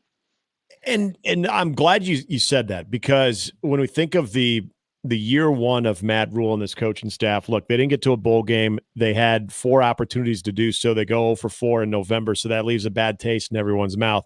That alone there was probably considered to be a failure. But if you look at the bigger scope of it, that retention and lack of attrition between at least this first transfer portal period, to me, that's impressive. To me, establishing that culture early on, to a huge part of what you just laid out there, and that is being able to retain the players that are going to impact, especially the ones that have other options that could go on and start looking at the professional level, to get them back. To me, that says a lot about what they are trying to build from a culture standpoint. When people always ask about culture, and we use that word and we throw it around sometimes without any type of regard for it, I feel like that's your example right there. I would agree. I think it really speaks to the relationships they were able to build with the vast majority of this roster, because, when you have a new coach come in, you're gonna have some guys jump immediately and just be like, I'm not here for the transition, the change, and that's totally fair and fine. A year later, you might have some guys who are like, yep, I tried it out, and you've just got a year more information to go on. And Nebraska only had a couple of those guys that decided to depart after given the new staff a try. So, and we're seeing it now. Bill Connolly of ESPN put out his returning production rankings, the first round that were this week. Nebraska's third nationally, number one in the Big Ten. And if this were the opposite, I would say the opposite thing. I don't want to get accused of shoveling coal into the offseason hype train. But teams that have 77% returning production, like Nebraska does, get better. The time for Matt Rule's program, I think, we'll see what happens. There's a lot of offseason left. But to take a big jump is this year because of how much experience they have returning. I would agree, and we'll end on this as we come up against it here on the clock. But I did want to ask you, with that part of it, because I think with that retention does come a little bit more of the pressure to, okay, you've got all these guys back, and we saw what a lot of these guys could do even last year. We want to see them all take a jump forward. Does that, in your opinion, make it even more important? It was always going to be important, but it make it even more important to bring Dylan Raiola along, maybe even a little bit quicker than what is expected out of a true freshman?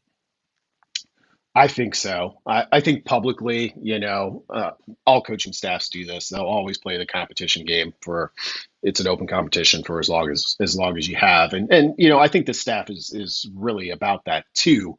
Internally, I think you got to be getting ready, because I look at this and, Nebraska's coming from a 5-7 season. We're not talking about jumping to 11 wins necessarily. We're talking about improving. And the pump is kind of primed, I think, in a lot of other areas for Nebraska to make a jump.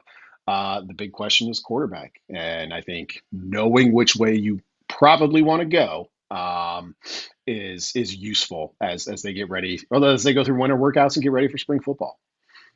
It's Brandon Vogel, counterread.com, joins us every Wednesday at this time. B, always appreciate you coming on, man. Enjoy the rest of your day. And now pour yourself a glass of bourbon. It's not that early. All right. Thanks, Nick. Have a good one. See you, Brandon. That is going to do it for us. We got the crossover coming up. Tomorrow, Gary is going to join us on the road. He'll be with us for the next couple of days for half the show. As a big spot for Omaha men's basketball tomorrow night. Got hoops tonight. Creighton right here on 1620 The Zone. Pregame coverage starting with Jimmy at 6. And the tip-off is at 7:30 as Creighton is at Providence. And, of course, we got Nebraska Northwestern road game for the Huskers. That's at 8 o'clock. We'll be back to discuss all of that and much more. Connor Happer Show and the crossover is next. Live from the Host Coffee Studio, this is 1620 The Zone. Hey, guys, it's Nick for Hims. There